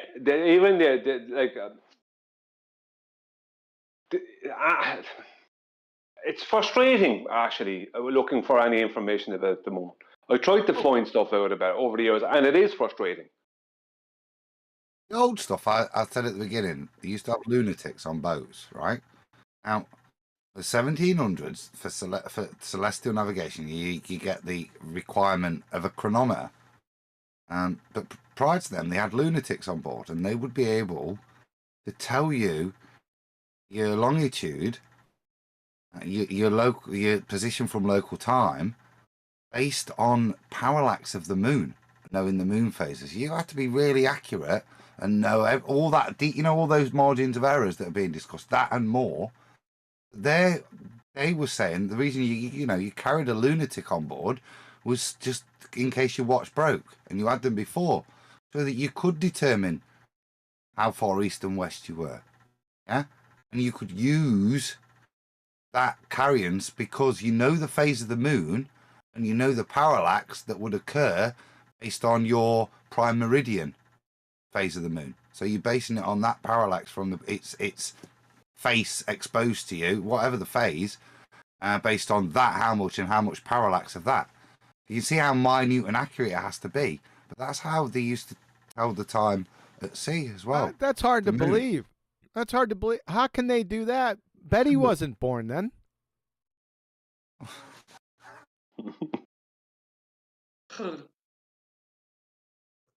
That's the point. I was born before the moon landing. Yeah, after the moon landings. By the No, way. I'm not It's the talking about that. reference Wait a second, Betty. You weren't following. He said that they carried lunatics on board in the 1700s. You weren't around that time. No, so I can't be the lunatic. That's not what it exactly means, there, Betty. That's what I'm get out of this. Nice save, huh? You didn't expect that one. I expected. Well, I don't know. I expected some non sequitur, and that's what I got. Oh, come on, jeez. Weak. I'm sorry. Take away from your point, Adam. That was a really good point. Can you Are you summarize? eating again? Well, I'm eating an orange. I'll go. Wait a second, Brian. I'm eating an orange. Not a potato? Adam, I actually read about that. The whole. Sorry, not read. That's a complete lie. I didn't read about anything. I watched the video.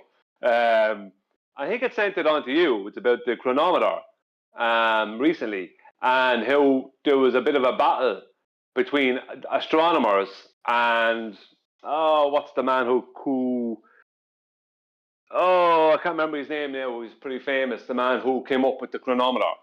And it took a long time for astronomy to admit that the chronometer was the best choice. He's an old crony. They were trying...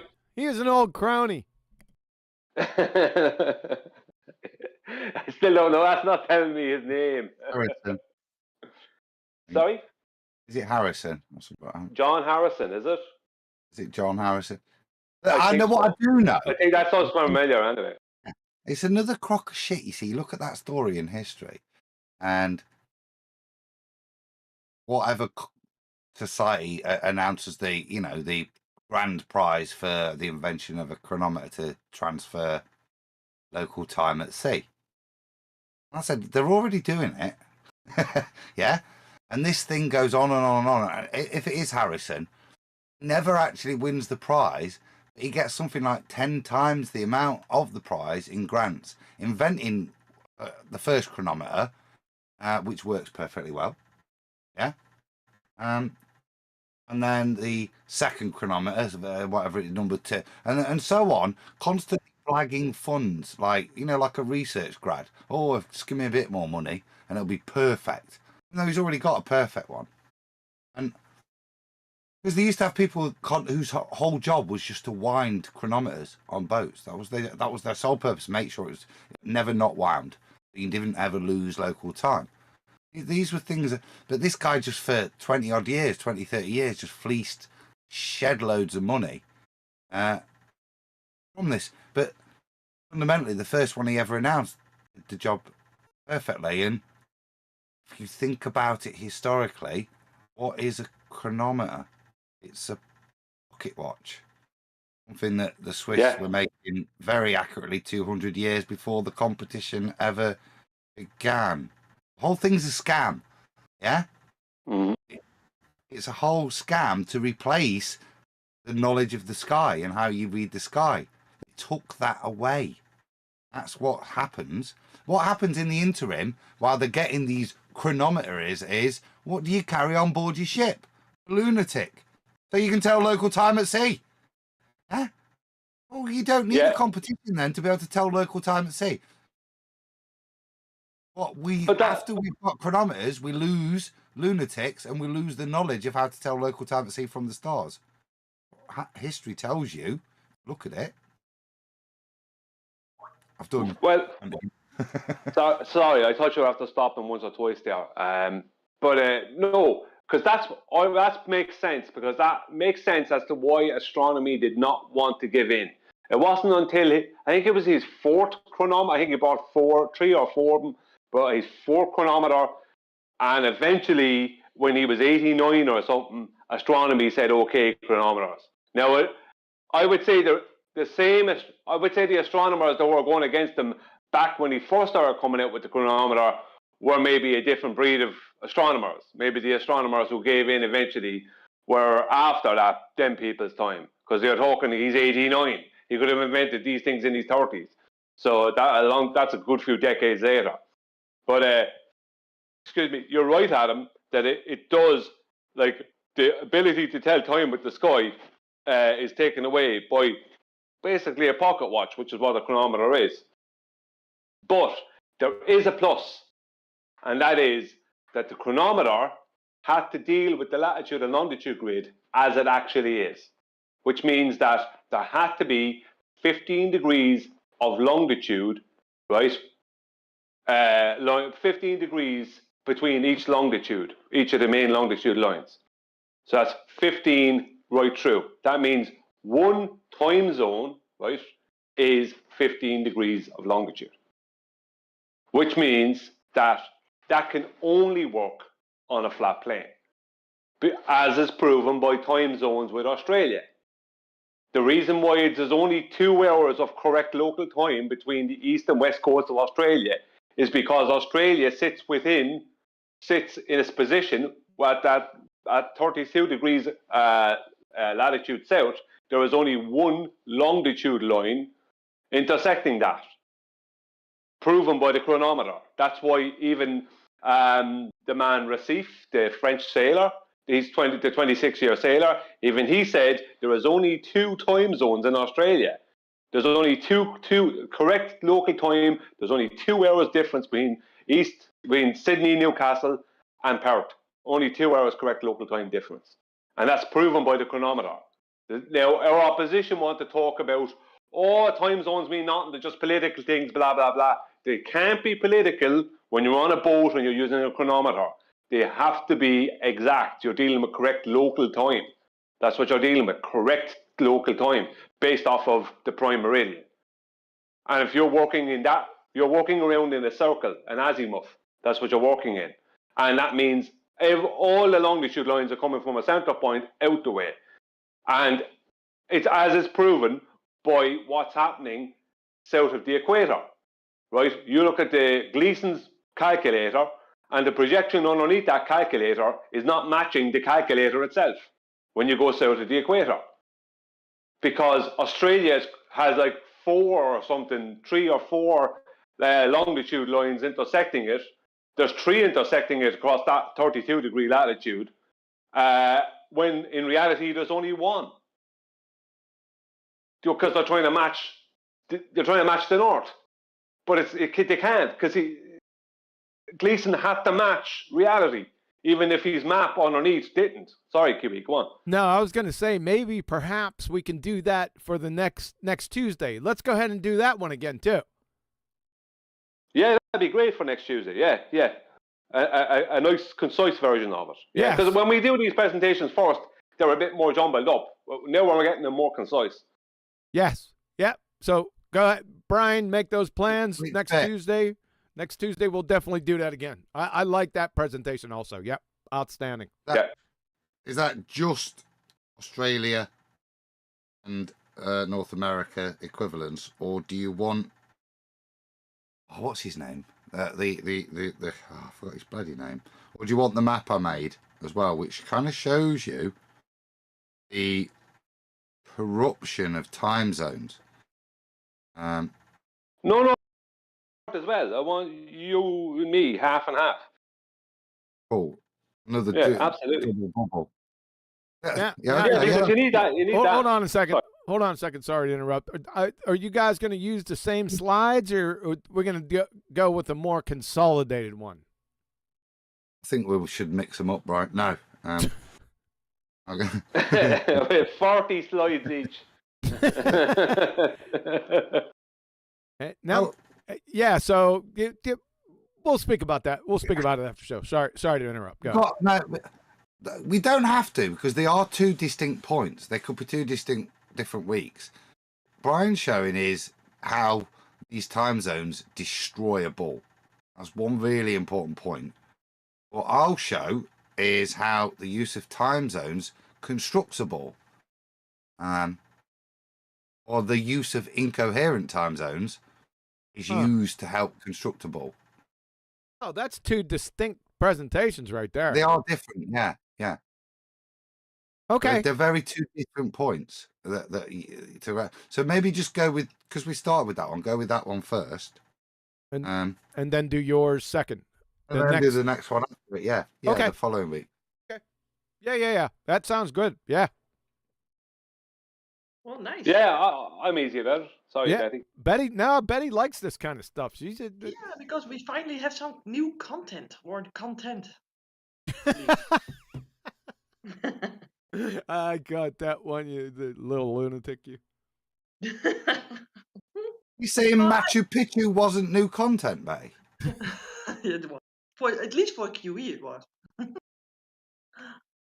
Yeah, but I do like these presentations from other people. I mean, we need to invite more people to do these things, right? Yeah, but there's only certain people that have, the acumen to do it. I'm not going to let any, Joe Coffee come in here and do a presentation. How about Betty Breadmaker? Well, Betty Breadmaker better have her friggin' loaves in a line.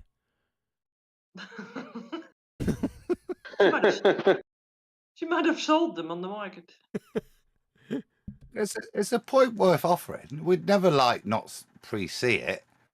But if anybody does want something that they think's they'd like, to get presented at a point they like to make, then send it to us. Contact us. Yeah, contact us. I'll bring you on. You could present it. Of course, it'll have to run through my personal crucible. Well, we'd have to have a pre-show.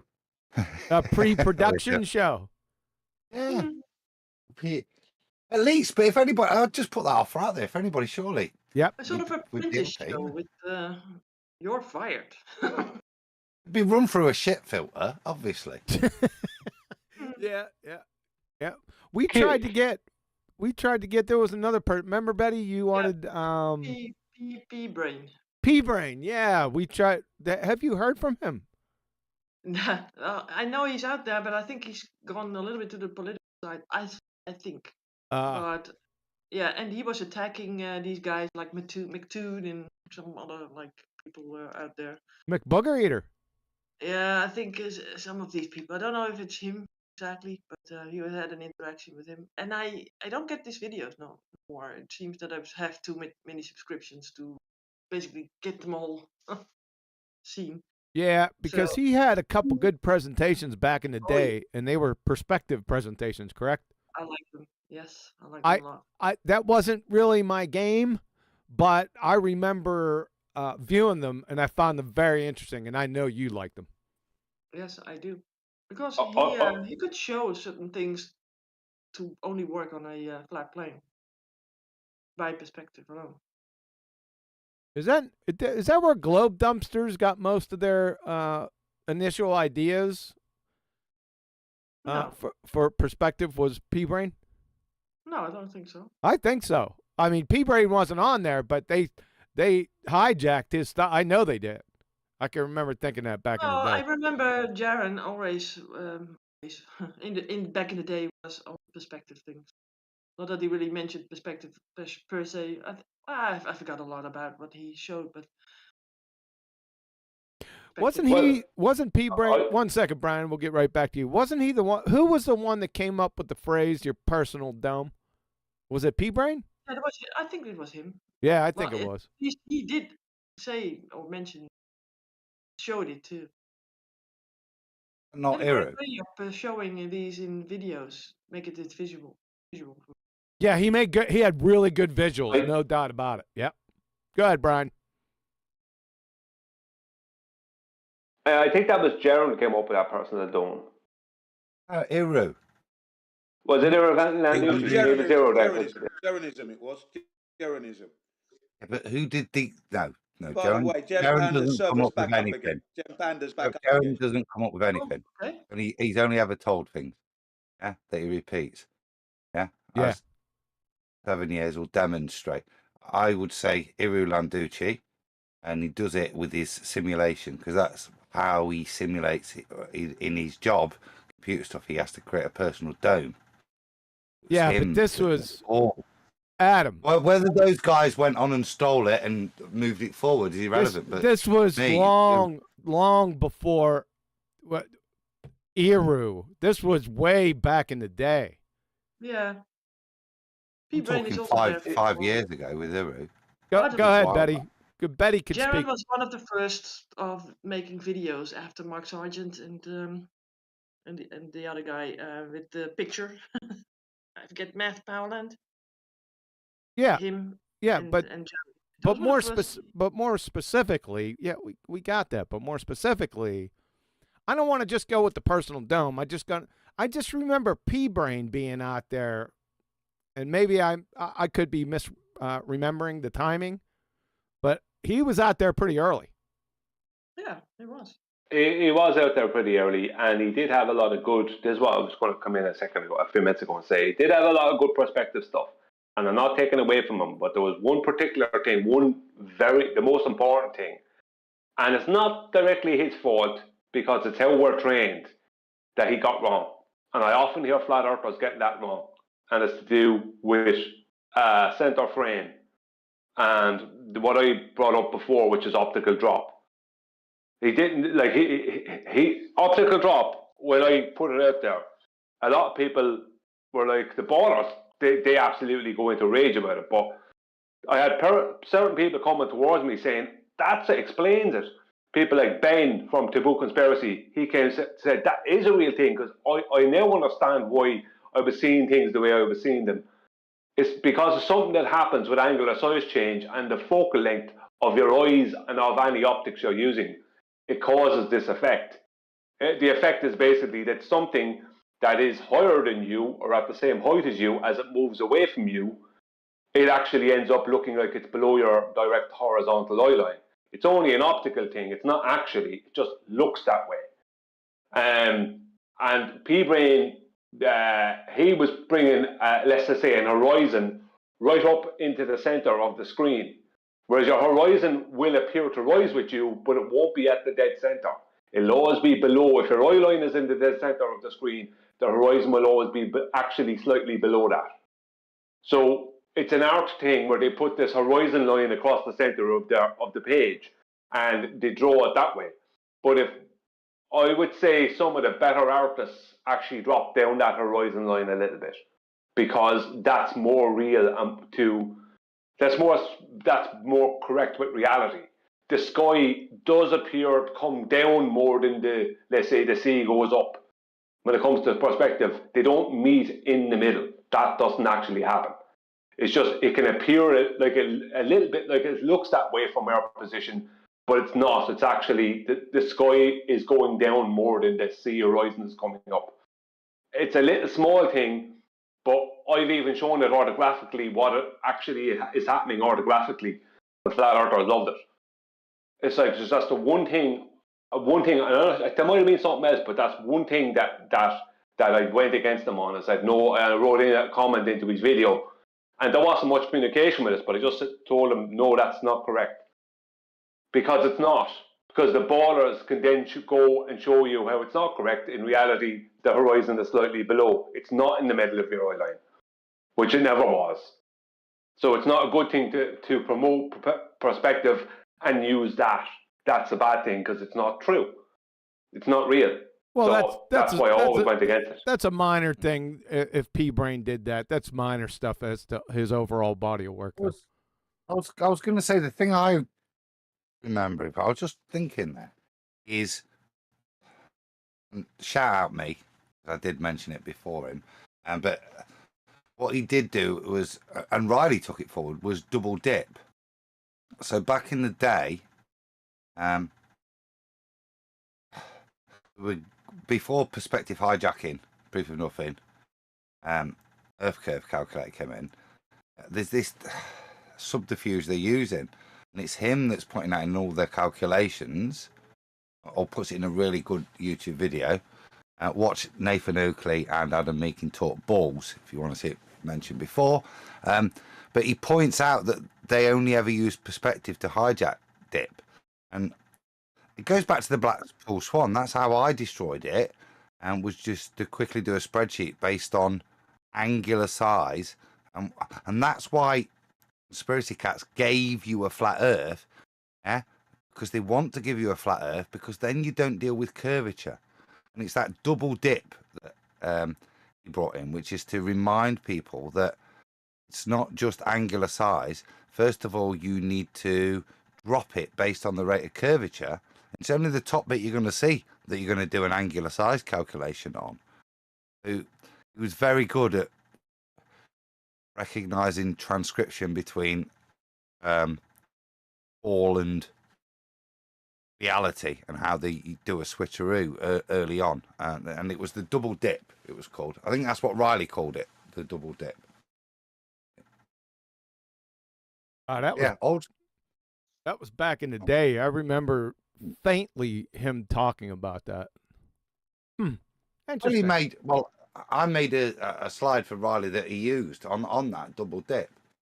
I mean, that back in the day, that was important because we were just realizing the shit of how they were mugging us off. Mm-hmm. You know what I mean? Mm-hmm. They would use invoke perspective and then forget about the fact that it's dropped. So you'd be looking at it and it was 1,500 meters high, but there was 800 meters of curvature. So you know what I mean? And they would omit that data. You know, back in the Miles Delia Davis days. Reminiscing.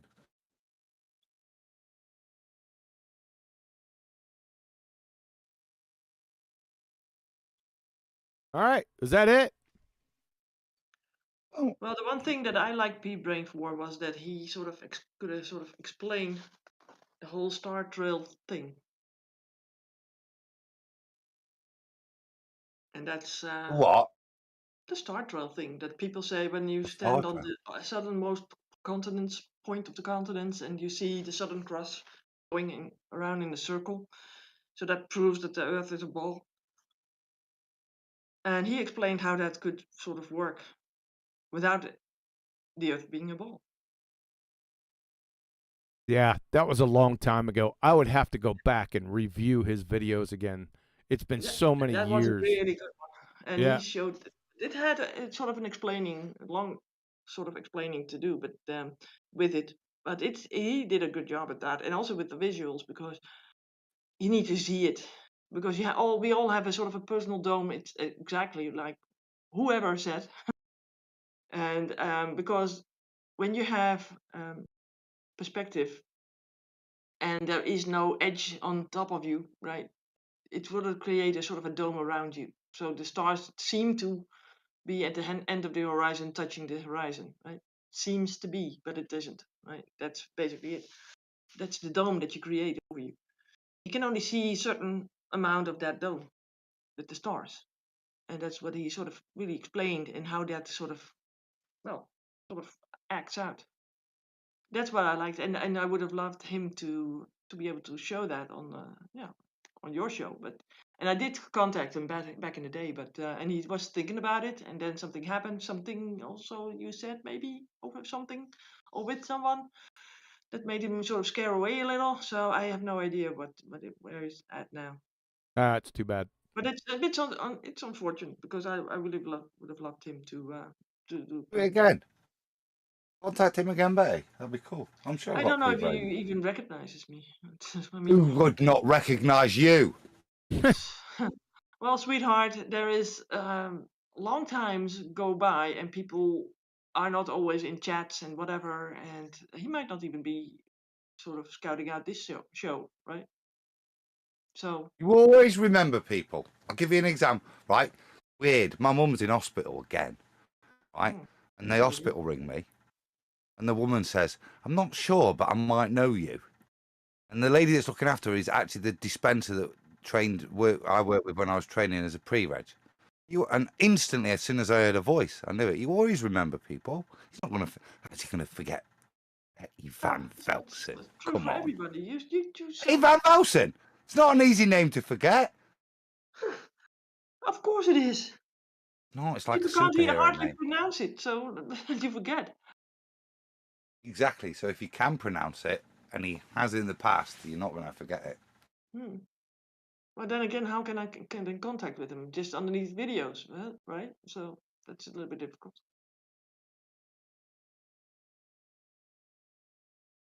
I could try, but I can't say that I will be successful.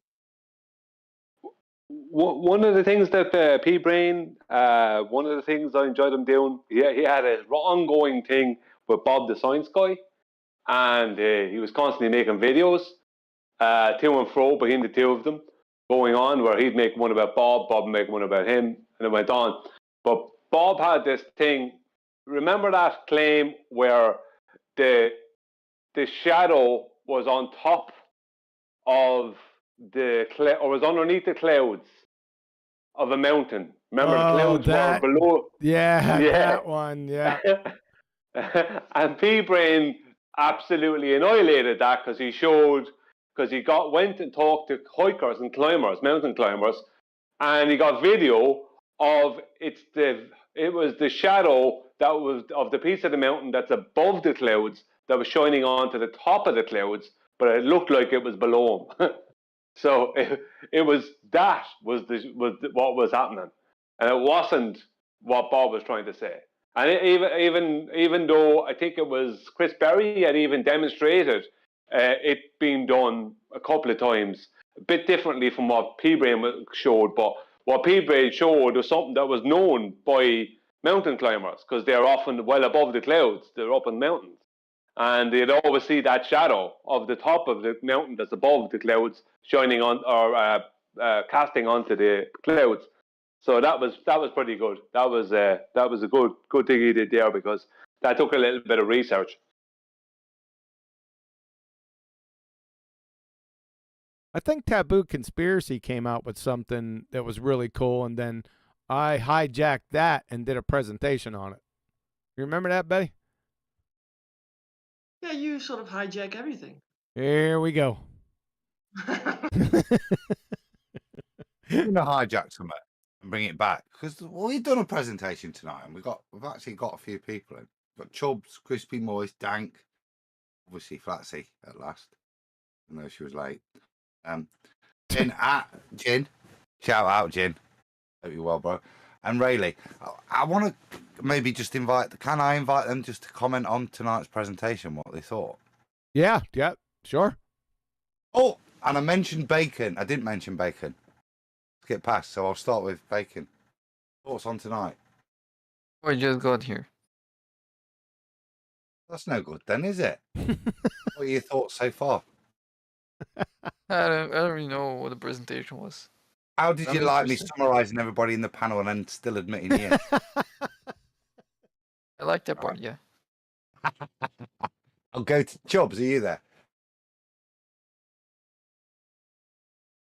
Hey mate, yeah, I just got here myself too. Hey everybody, P-Brain here. This video is about the clockwise southern celestial rotation that everybody says they see. Oh, Betty was listening to something off Moot. That was a bit weird. I didn't know what was happening. No, I think that was Chubbs. He was listening to P-Brain. You sure? It sounded like it was coming. Was it Chubbs or Betty? Betty, were you playing that, or was it Chubbs? Must have been Betty, wasn't me. Yeah. I believe Betty. She pushed you with YouTube. That's terrible, isn't it? Yeah, she did. She immediately went on Moot too.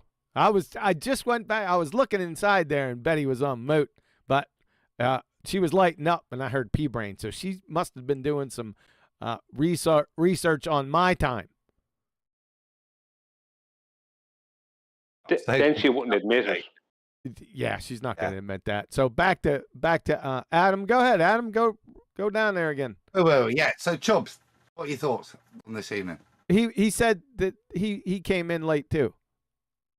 Yeah, I got here pretty late, so I missed all of it. By the sound of it. What did you think about Machu Picchu I last week? figure you were going to ask him. You just leave him go. I think Cookie Monster just arrived too, so I don't think he listened to the presentation either. Pressure's on Dank then. Dank, you got a lot of pressure on you, man, because I think you were here. What did I miss? Let's see, Cookie Monster, what I missed. The presentation.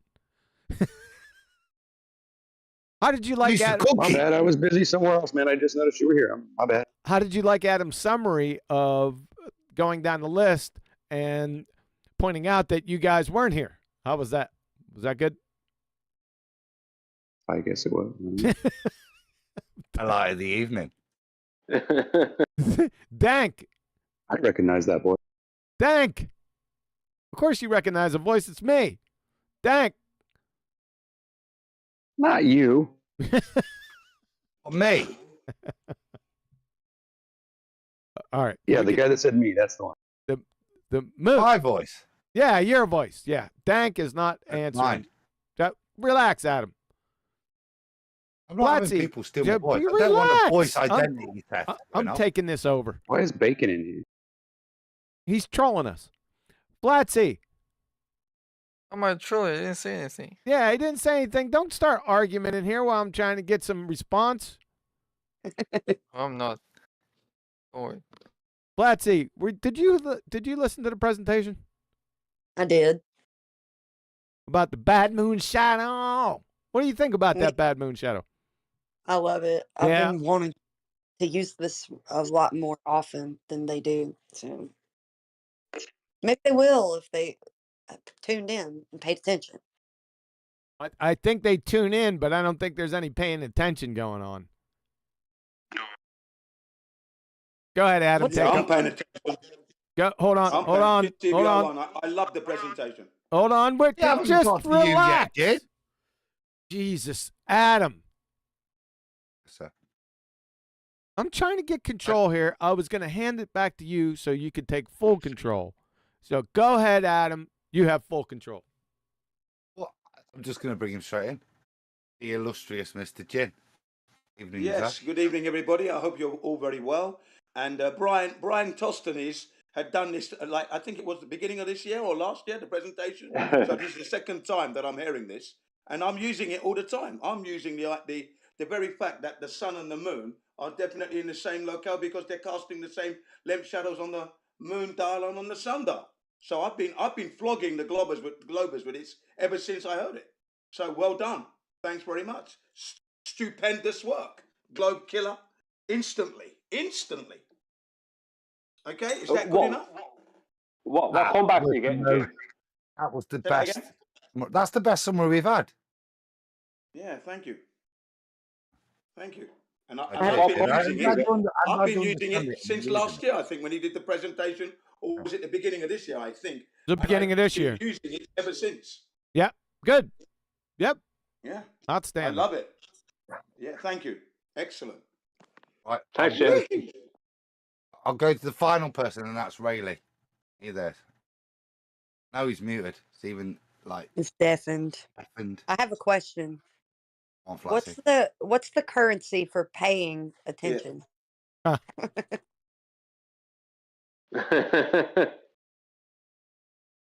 Rubles.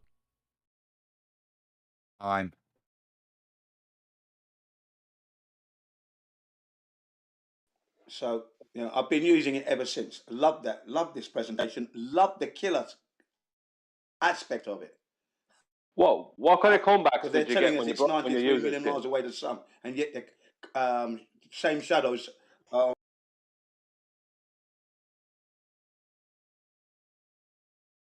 can I ask a question? it in the head, and one or two of them just a second, you can. Try Jim, to argue the point that the sun isn't that close to the moon. I said, well, have you actually done the test?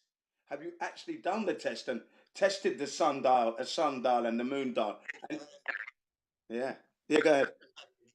Yeah, well, that's impossible. You were chopping a bit. Jen, I think I heard it. All right, hold on. Jen, you were chopping most of the time that you were talking. Yeah. Jen! You broke up. You're breaking up. Yeah. Okay, sorry about that. My apologies. You don't need to apologize about that. I'm trying to tell you were breaking up, and then you're telling me I'm breaking up.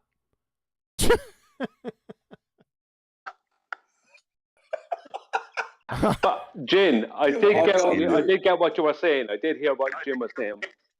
What you were saying is that they were trying to say to you that they're not that close, they're not that exact.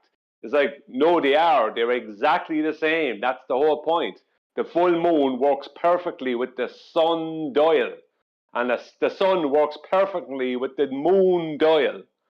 Do you mean it can't work perfectly if they're not the same? That's the problem. So when the ballers are trying to say, well, there's small differences, the small differences they're trying to talk about are there's small differences within their own model, the way they have to try to model. Brian, let me give an example of this. So if you looked at errors, margins of error in the device. You looked at it, and there's certain things. Now, if we were talking about the day after full moon, just to keep it simple, when that moon Quite fed up. hits the 12 midnight position and reads on the sundial 12 midnight, the day after full moon, you know it's 59 minutes earlier, sorry. Yeah? You know it's 50, yeah? That's all you need to know is that difference between the two, yeah? But the thing is reading the same, yeah? So when the moon's there, I'm right, when the moon is there and showing midnight on the sundial, it's been 59 minutes slower than the previous day. So it's 49 minutes, it's 11 minutes to 1. Yeah? There's no inaccuracy in the reading. It is as accurate as the sundial. The accuracy doesn't come from the device. It comes from knowing where the moon is in its phase. Yeah, that's the primary methodology of error, as I outlined in those margins of where you were at. As long as you know when it was the last full moon or when it was the last new moon, and you can count to 14, you're okay. You get me? So there is no difference in it. Its accuracy. It works in exactly the same way. The dial and the light. The way the light comes in tells the time. The only adjustment is for where the moon is in relation to the position of the sun. And as Brian's diagram showed, when it's midnight on a full moon, and I think if you look at Ballbusters of the week when we talked about the phases of the moon, even in their model, that's the point. Even if it's reflected light, that is geometrically correct. Yeah, it geometrically correct, matching with their model, but it doesn't match with every claim they're talking about the light being. And that's the point we're making out. Yeah, not to make a claim of our own, it's to destroy their claim. Yeah, well, the thing about it is on the full moon night, the night before or the night after the full moon, when the moon it still looks pretty full, but its position in the sky is slightly different. The night before or the night after, you have to make an adjustment on the Volvel. But of the night of the actual full moon, it is matching perfectly with the sun dial. There's no difference between the sun and the full moon. Right. No difference. That's all that matters, isn't it? Yeah. Yeah. So we make the adjustment when we read it off the sundial. Yeah? When we've got the Volvel, the thing is, if you've got a Volvel on your sundial, and every day you rotate it after you've aligned it at the new moon or the full moon, where you know it's correct, everything's a-okay, and all you do is rotate it each day. Then you get the sundial measurements on your dial are correct, and as long as you've rotated it the previous night, then your moon dial readings from the Volvel are correct as well. That's the beauty of the Volvel. That's why it's there. It's to save the conversion for you. And as long as you twist it correctly, all you got to do, it's like turning your egg timer, isn't it, each day at midday? That's the purpose. You reset. The Volvel is reset by the phases of the moon. The moon you're going to use to set that also aligns it to the sun. But on the full moon, you don't need to do anything. You don't have to do anything on the full moon. Just calibration, isn't it? Yeah, but that's the thing. It just matches on the full moon. That's the killer for them, because like the Volvel shows how you use it throughout the whole month, but on the full moon, you don't need to make any changes. It is exactly as it shows. There's no adding or subtracting of time. It is exactly that. 12 midnight is 12 midnight, and that's it. And they cannot get out of it.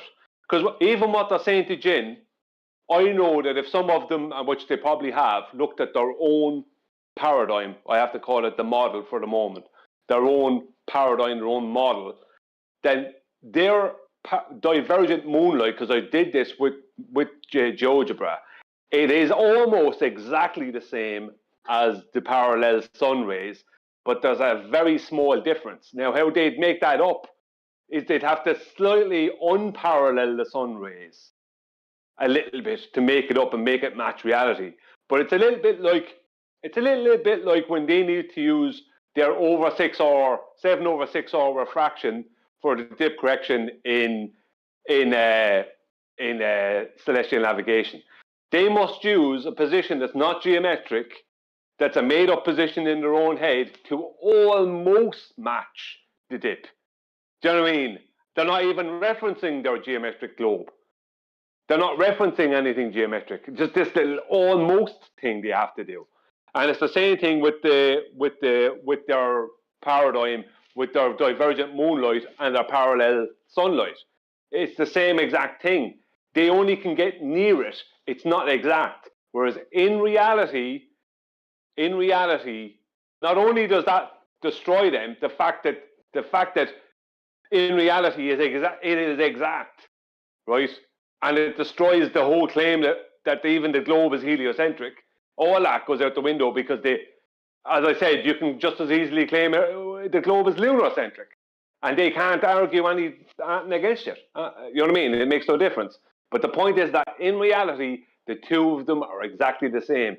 The full moon on the full moon night and the sun work exactly the same, giving you identical shadows. There's just no way out of it for them. No way out of it. They have to literally... I don't know how best to explain it. It's like, as I said, Eratosthenes could have gone out on the full moon night when the moon was directly over...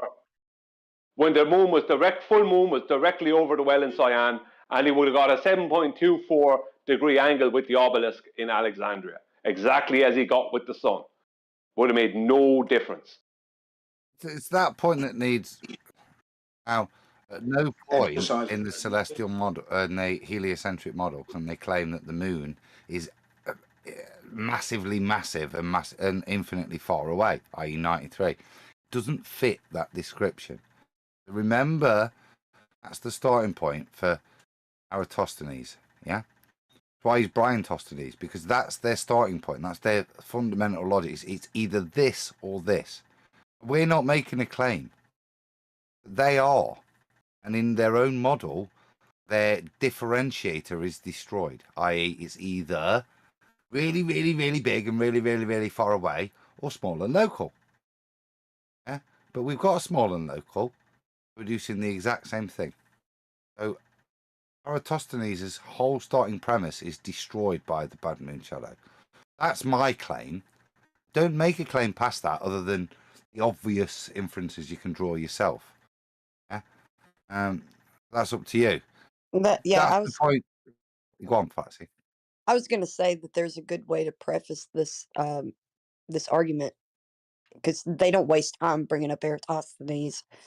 If you are, debating, but a good way to preface this is how they'll, when they bring it up, they're like, well, they assume parallel light rays, and then they'll tell you, like, when you have an eclipse, that there's converging light rays, and then you see so is it converging, diverging, or parallel? Because they claim all three in certain situations. That's necessary. Yeah. That's all I want you to there isn't a claim. There isn't a flat earth proof here. There isn't a claim. There's a destruction of when anybody cites Eratosthenes to you. You can destroy his whole working premise. You don't have to go to, have you got a load of, what is it? Hitting surveyors. Large pipe hitting surveyors, man. Yeah, exactly. You don't need to go. But what you do by doing this is show the majesty of the heavens. Yeah, we don't need to make a claim, but look at that! Look at what they've done. Your heliocentric claims. I don't need to tell you what that means. What it does mean is that Scripture holds true. That the heavens are there for signs and seasons. Yeah? And I don't need the sun to tell the time, because the Creator also gave me the moon and other things that have been hidden from me be able to tell the time at night. He's not that mean. He wouldn't say, well, you know what I mean? You can only know the time for a little bit of the day. That's ludicrous, isn't it? He gave us the heavens to tell us the time of whenever we wanted. Those things have been taken away from us. Well, Adam, if one way I've used this, and I'm trying to get Nathan to take notice of this and to use it, is within the celestial navigation argument. Because the whole of the globe depends on parallel light rays from the sun, right? The whole of the heliocentric model, because it's heliocentric, the sun, depends on it. But their globe, their claim of a geometric globe started with Eratosthenes having to explain how these shadows work, or would work, if we were on a globe of radius 3959 miles, right? After we measured a flat Earth, right? This is the claim. I don't care if people say, "Oh, Eratosthenes didn't exist," and I'm not interested in arguing whether someone existed in history or not. I'm only interested in their official claims.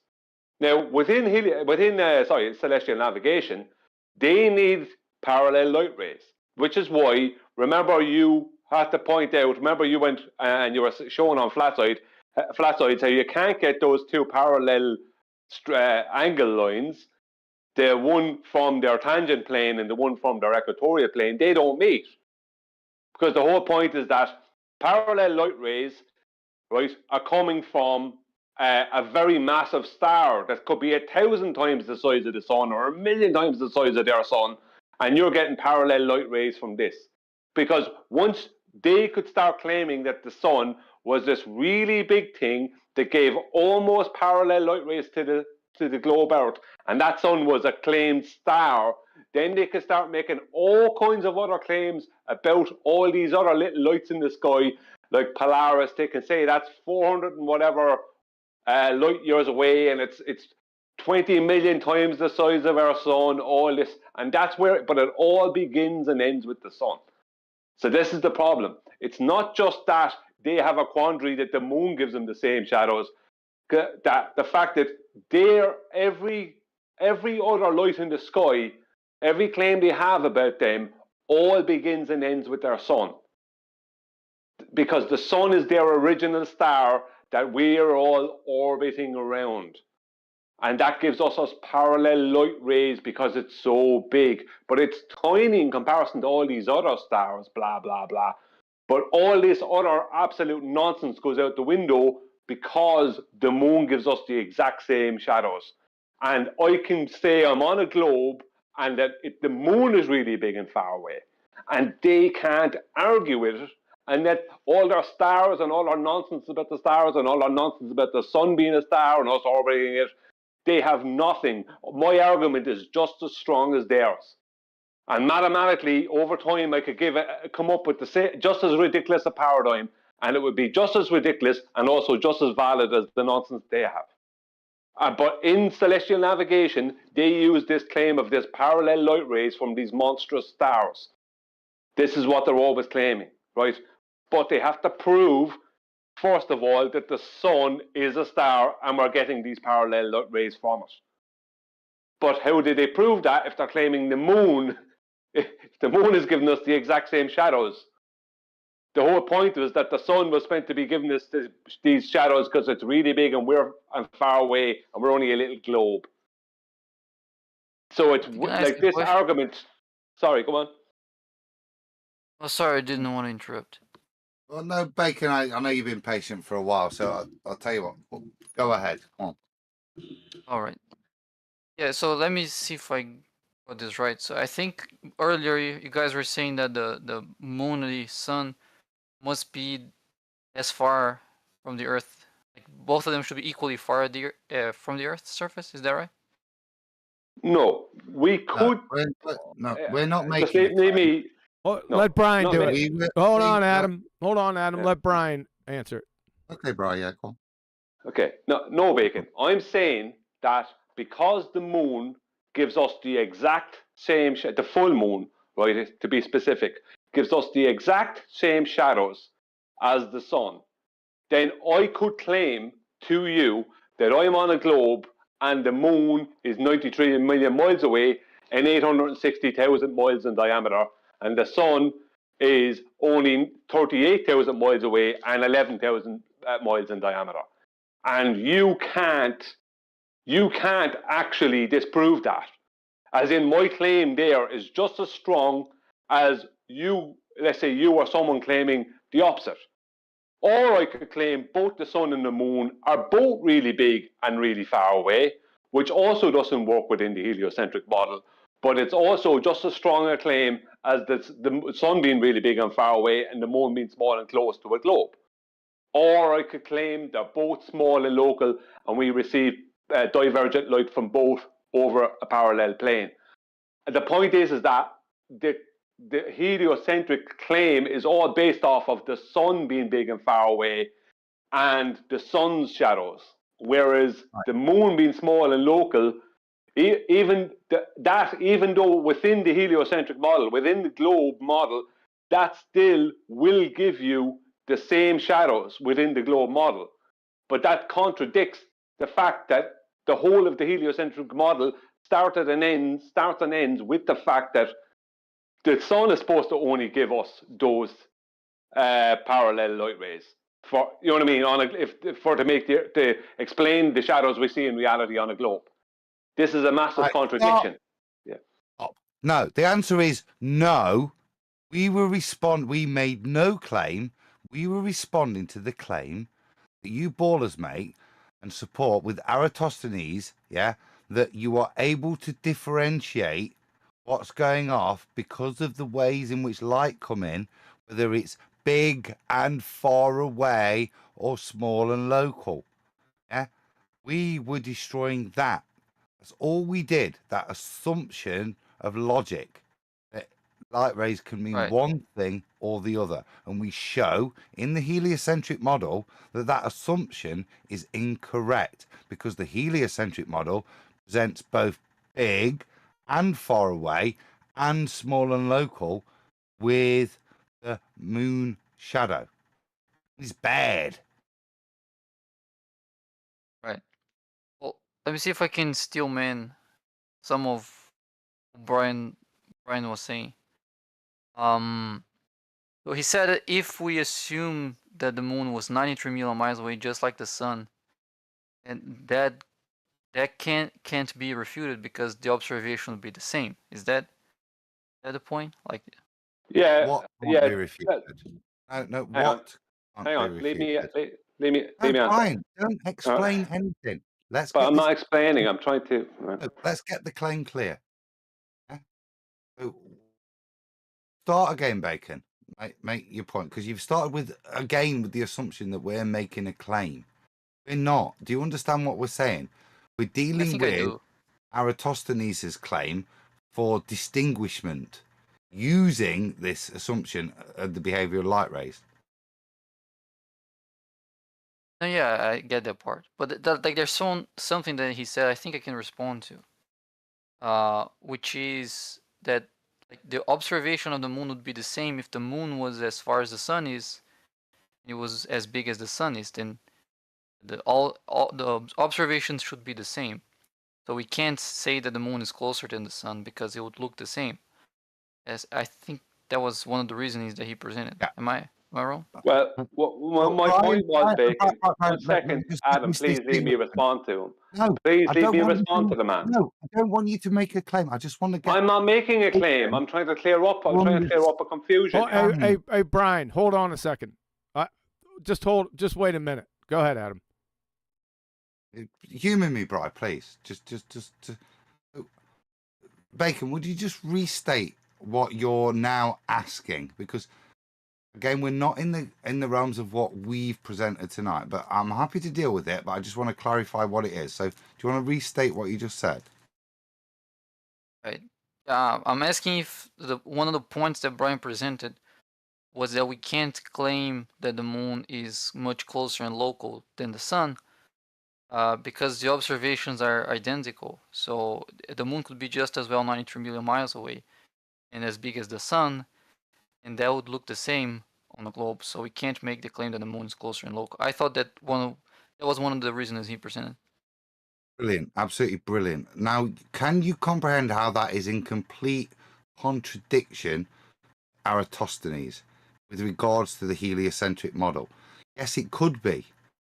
Can you also understand that what it can't be, according to Eratosthenes, is 250,000 miles away and 1,000 miles in diameter?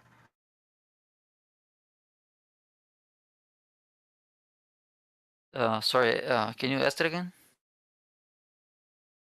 What you've picked up on is Brian's, and I'll use the word correctly, sarcasm. Yeah? He's saying to you, within your paradigm now, you cannot tell me that the sun is not 150,000 miles away and 1,000 miles wide. Through your observations, the things you validate. It's the only thing that's telling you it's 93 million miles away is your model. As we've just demonstrated, well, we've got as much evidence to prove the converse. And you've recognized that point. Yeah? Yeah? Are we in agreement at this point? You recognize that actually, point? I wanted to respond to that point. Like, I would say that there is observation that shows the moon is much closer than the sun. Therefore, we have to be much smaller. What and observation? I'm talking about So, again, so before we go there, do you recognize that even if you observe that, it's not going to help the point? Because the point we're attacking is how Eratosthenes can make a distinguishment on the behavior of light to determine the nature of the surface. You understand that? It's not about... Brian alluded to it earlier. Maybe you didn't understand. We had Rob Durham model this. Yes, if you're really desperate, you can get a close approximation that you could pretend you couldn't measure that you could. Pretend that the light is almost as parallel based on it bouncing off the moon. We're not denying that. What we're pointing out to you is that the fundamental distinguishment for Eratosthenes was the way in which you decide the nature of the surface is that it's either big and far away or small and local. There isn't no inner ground. That's his point of distinguishment, as I've said. Yeah, one of those two things. That's his dichotomy. What he can't have is small and local on a ball with a curvy surface, because small and local means a flat surface in his distinguishment. Yet within the heliocentric model, we have small and local. Within the heliocentric model, we get the same time, we get the same behavior of the light rays. The point of distinguishment is not made. You get that? That's the point we're making. Yeah, just within the Eratosthenes context. That's what Adam's asking. Yeah, in the Eratosthenes context, I would agree that he assumed that the sun was much further than the moon. Well, I think it's fair to assume at least further than the moon, because the moon gets in front of the sun, and not the that's complete. No, we're not going point. there yet. We're not going there yet. We're just trying to establish the paradox within the Eratosthenes context. Yeah, if you're talking about he assuming that the sun is far away, then I'll agree with that, yeah. Yep. So he's got the point, Adam. That's what you were going for. He's got it. Now, if he wants to bring up another point, then that's outside the confines of what Brian presented. Exactly. We destroy the context. So over to you, Brian. Go ahead, Brian. All I wanted to make sure we got clear, so we can proceed. My point is that it's a contradiction. The fact that the full moon gives us the exact same shadows and works exactly the same with a sundial as the sun. That's the point. It completely contradicts the origin of the parallel light rays claim from a very big faraway sun. Exactly. So everything after that is my points after that to do with the moon being just as big and far away. I could claim that I'm on a globe with the moon just as big and far away. The point of that is that, or the sun is small and close and the moon is big and far away. The point is that my claim there, the evidence for my claim there is exactly matching the evidence for Eratosthenes' claim. Yeah. Yeah. Now it doesn't. But I can also claim that the sun is close and the moon is far away, Or I could say both of them are close and small. They both are giving us divergent light, or it's only divergent light that's hitting us, and we're over a horizontal plane, as Eratosthenes said we would have to be if the sun was close and local. The point is that I could mathematically, given it enough time, I could mathematically change the whole of what they call the heliocentric model, place myself on the globe, and change the whole of what they call the heliocentric model around to be a lunar-centric model in some way. Yes. That's the problem. Yeah, that's established. He's agreed to that there's no way. So Eratosthenes in this section, there's many other points that kills Eratosthenes, but this one destroys it completely. He already agreed. I was agreeing. Yeah, you already agreed to that. That's fine. That's fine. Now, do you want to bring up a point outside of the presentation showing it differently? Yeah. So I agree that. Right? Go ahead. Oh, okay. Yeah, I agree that in Eratosthenes then that was an assumption. But we have more information than just what Eratosthenes knew. So, for example, if you go to the Nautical Almanac, dude, just give me, please humor me just for 1 second, because what you just said there is really important. I know, and I'm going to give you the time. But before you go on to your point, admission's really important, and this is what the point of the presentation was. Yeah, was to demonstrate that the fundamental premise of Eratosthenes' differentiator, is nonsense. Yeah, it doesn't differentiate anything, as exemplified by the heliocentric model, and the sun and moon giving us the same ability to tell the time based on the differentiator. Giving the same thing, so it doesn't differentiate. It's really important that. Now, any questions after that are with that admission? Do you agree to that?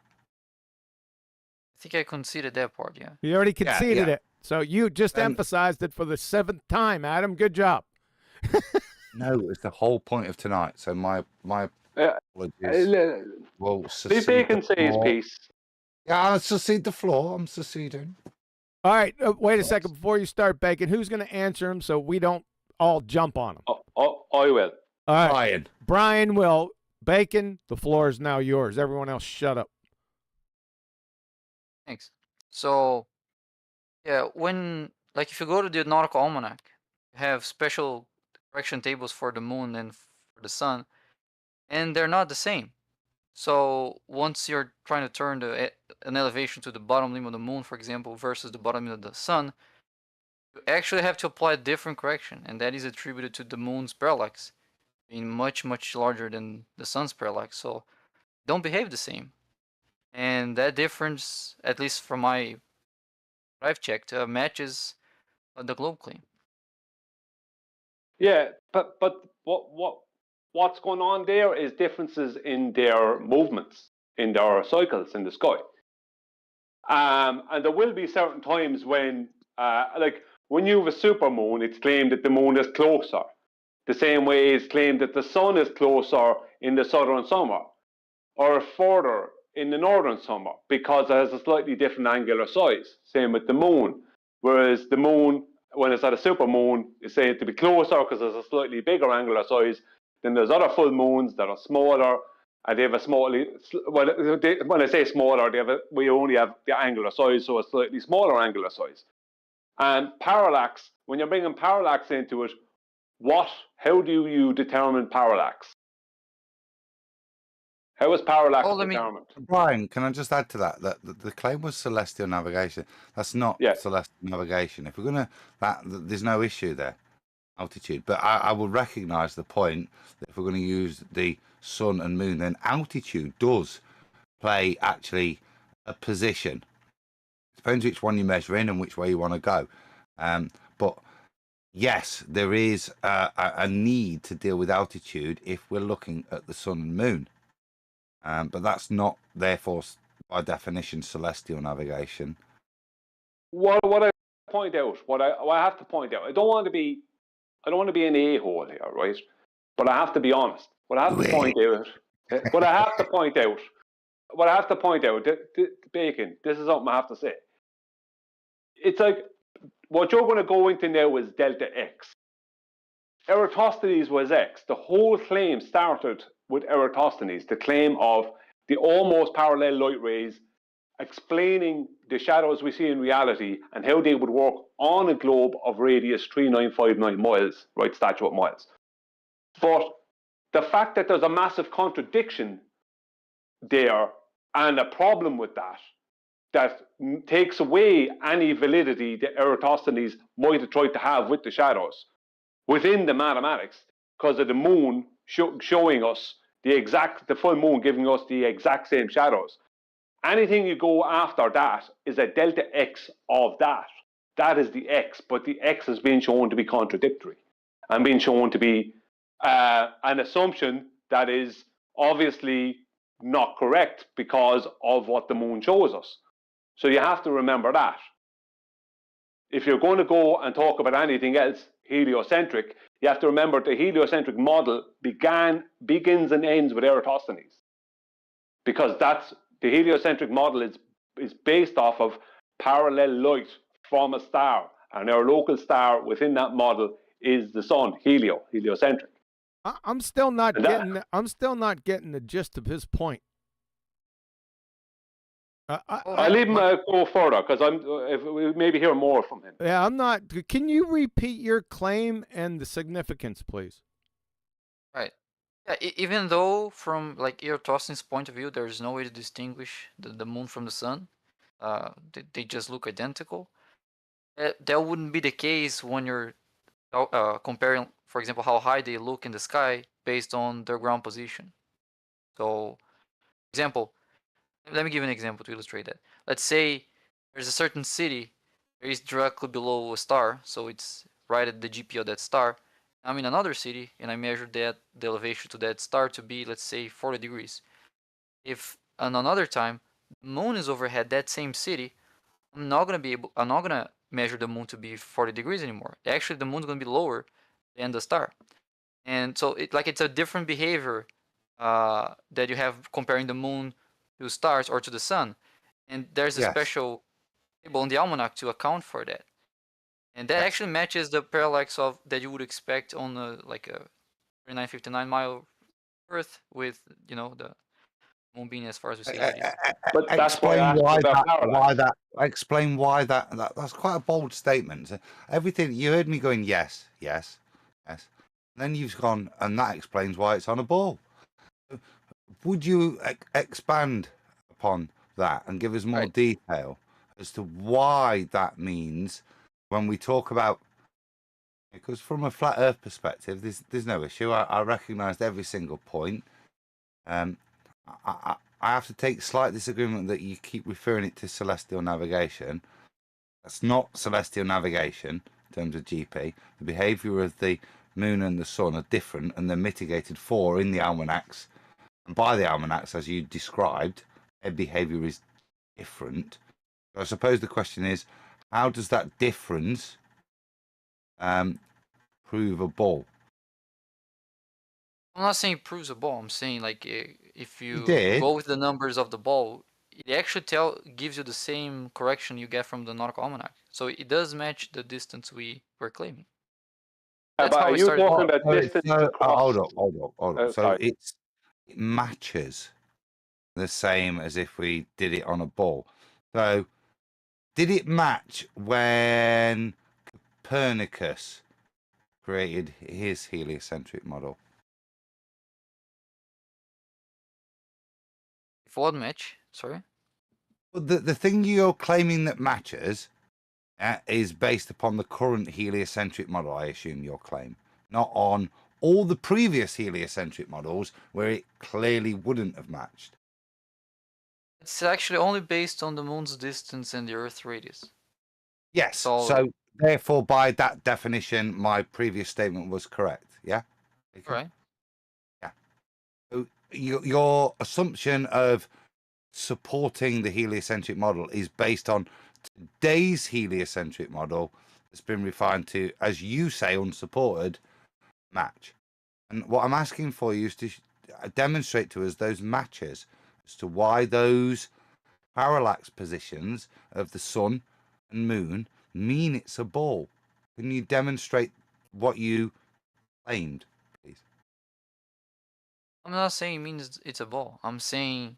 Well, you did, dude. You did. That's what a whole bit of. Don't give me another excuse to speak. Yeah, but that's what the whole rebuttal was about. That claim you just made. I interjected. You said it shows it's a ball. It's that difference in parallax. No. I said it's compatible. So what does the parallax show then? So it shows what? That we live on a flat plane? Because I'm not making that I'm not statement. taking conclusion out of that. I'm just stating the fact that it matches what you would expect. Let me get to the crux of it. Celestial navigation shows we're on a flat plane. I would find it very difficult to demonstrate how this parallax effect, bearing in mind I have no idea what causes it, would demonstrate anything because I've got no idea what causes it. Yeah. Now you said it shows why we're on a ball. Please, why? Why does it show we're on a ball? Oh, for the third time, I didn't say that. All I'm saying it's compatible. No, I thought I heard. Okay, hold up. I thought I heard you say it, but don't worry about that. Hold on a second, Adam. Hold on a second, Why Adam. is it compatible? Hold on a second, Adam. Even if he didn't say that, my God, the point was that he was going to show how the sun was bigger and far away than the moon that was closey and current, right? That's what the mission was. That's what I thought we were going to, not whether it's a ball or not. I thought that's what you're going to, Bacon. Is that what you're trying to do? Yes, thank you. Yeah, exactly. That's what I was asking. The differentials in parallax will demonstrate the heliocentric model, right? I've got no problem with that. That's what's now being denied. Okay, that's what's just been now denied. That was the initial claim. That's what's now not being claimed, or not. And all I'm asking for, that's a bold claim. Can you show how these differentials in parallax match the current heliocentric model of 93 million miles as of today? Right. So I'll try to give an example with the sun and the moon then. Like if you have the a city where the sun's overhead, so that city is right at the sun's GP. You measure the sun elevation from another city, and you get a certain angle. And then if the moon gets over that same city, you measure a lower angle, and it's always just a lower angle. It's never higher. Just like if you look to the top of a building, if it's a smaller building, then the top is going to be lower. So I think that is what you expect with a closer moon. You don't observe the same thing as you would observe if they were just as far as each other. So on the globe, you could claim that the moon is closer. I don't see how that makes this. I don't see how what the example you gave there gives a distance to either one. Oh yeah, I can get there. Yeah. So if you let's say that difference between the moon and the sun is because the moon is closer. You can use that difference to then work out how high the moon would have to be in order to be lower than you would expect if it was just as far as like the other stars. So we're on the same page. We're on the same page, and this is where I've been from the previous quest. So could you demonstrate that? Because that's the kind of mathematical shit that I chew up. I love. That's a nice Sunday afternoon for me. I'm asking you, can you demonstrate that? Because that's what we've just as we were able to demonstrate our claim, you're making a claim now. Can you just provide how that shows that actually, contrary to all of history's understandings of the heliocentric model, this and in the 1700s when it wasn't this size, they used these things to define the heliocentric model incorrectly? Because that's what I need you to show. Do you understand? Your claim within itself is denied by history. Yeah. Because other than they weren't using a heliocentric model to measure the sun by. The only reason it's adjusted is because of understanding of accuracy. So therefore you have to adjust the heliocentric model to fit the increased accuracy. However it works on a flat Earth, doesn't it? Unless, of course, the solar system has expanded since Copernicus and all those measurements were correct. Can you please show us how the differential between sun and the moon demonstrates the dimensions of the heliocentric model? Because that seems to be what you're claiming. I'm claiming you can get the moon distance from that the parallax. This difference that we observe in the. And you can get the sun distance. So it therefore must demonstrate. So I'm asking you, Bacon, can you please provide us with that information? Because that's really profound. When you say parallax, Bacon, could you please define what you mean? Brian, can he provide us? Okay. What he's talking about parallax is what I related to when I'm talking about lunatics. So I've got no problem with the claim that there is parallax of the moon. I claimed it myself earlier. I'm asking Bacon, can he show how this parallax effect demonstrates the distances claimed in the heliocentric model? Which, Bacon, is that what you're fundamentally claiming? The differential between the sun and moon parallaxes demonstrates the distances in the heliocentric model. Is that your claim? Yeah, but only for the moon. Like, I'm currently just arguing for only the moon. Only for the moment is that your claim? The moon. For the moment. So you're not really the moon, sure. He's saying the moon. Only for the. If we can determine the moon, we must know the sun. If we're going to correlate the two parallax differences, surely. The moon, the sun almost have no measurable parallax. The parallax of the sun is very tiny. You don't even have any parallax correction in the almanac, for example. Yes, it does, based on altitude. Now the moon has its parallax in a different direction, doesn't it? It's actually the only one you correct for parallax. In the almanac. This parallax of the sun based on altitude, isn't there, Bacon? I don't think so. Okay, so carry on with your claim. So we've got the sun and we've got the moon parallaxing. So are we ignoring the sun?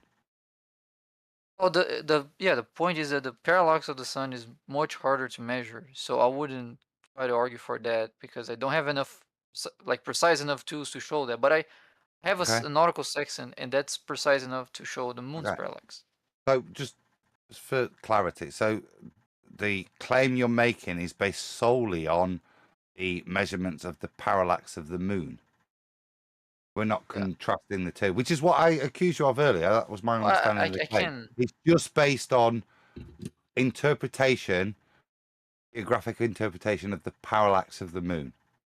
That correct? Well, I can contrast them because the sun I'm not have attacking you, dude. the I'm just saying it's just moon data we're dealing with. I'm not questioning anything. I'm just trying to clarify. It's just moon data and parallax that we're dealing with in terms of this proof. No, I'm also relying on sun data. It just has much less parallax, or at least it's not even measurable. Okay, I need to know. Let's deal with the sun and the moon data. Hold on a second, Adam. Hold on a second, Adam. I think Brian has a very good. Just 1 second, Adam. I think Brian has a very good question. Go ahead, Brian. Yeah, I'd like for the parallax that's been spoken about to be defined, and I'd like to know how the parallax proves the opposite, or proves whatever it proves. What is it that it's proven, the parallax of the moon? Which define parallax, the parallax you're speaking about, and then tell me how it proves what you're saying it proves, or how it alludes to what you're saying it alludes to. Brian, that's a good question, but we've not even got past which celestial object we're dealing with, the moon or the sun. As I can see, we're dealing with just the moon. It's only the moon. You don't need to involve the sun. It's going to deal with the moon to demonstrate this position. Is that right, Bacon? Well, it's the moon in contrast with other celestial bodies. Maybe we should just let you ramble a bit. Maybe, I don't know. Maybe, I think Brian's point's really valid. When we talk about, before we let you ramble, when we talk about this effect, could you describe the effect you're having? in terms of parallax? How are you going to measure it? What is it? Is it libration? What is it you're measuring to determine it? No, it's change in the difference in the elevation. So, let's say you're in a certain pair of coordinates, and if there's a celestial body, you know the GP of that celestial body. You can work out what should be the zenith angle to that celestial body. There's an equation for that. It works for all stars, and it works for the sun as well. But it doesn't work for the moon. If you use that same equation for the moon using the moon's ground position and your ground position, the moon's going to be lower than that value. And I think that shows the moon is closer. It's like if you have a lower building, the top is going to be always lower than the higher building because it's closer to the ground. No, hang on. If I'm going to measure, right, the zenith angle of the moon or the sun or anything else, right? If we're talking about celestial navigation, right, we're talking about, right, let's use the marine sextant. We're talking about, if I'm going to do that, let's just say at sea, then I have to, no matter what we use, which sextant we use, it doesn't matter, but I'm going to do it with the marine sextant. I'm going to have to use an elevation angle to the moon to then get the zenith angle. So that same process doesn't change regardless of what celestial body you're choosing. No, it does. So there's an extra correction for the moon. There is corrections for the moon, but if I measure a 40-degree angle to the moon above the horizon, that means 40 from 90 means 50. So 50 by 30, right, nautical miles to the GP point of the moon, GP placement of the moon, right? What corrections do I make to find out that exact GP? Well, you don't make corrections for the GP. You make corrections for the distance to the GP. So the GP is that's what I'm saying. The distance to the GP. That's what I'm saying. So if I measure 40 degrees, exactly 40 degrees, the moon is exactly 40 degrees above the horizon. That means that leaves me with a 50-degree zenith angle. All right. So you're saying when I multiply that zenith at 50 by 30, or 50 by 60 to get my distance, what corrections do I have to make to get my distance to the GP of the moon?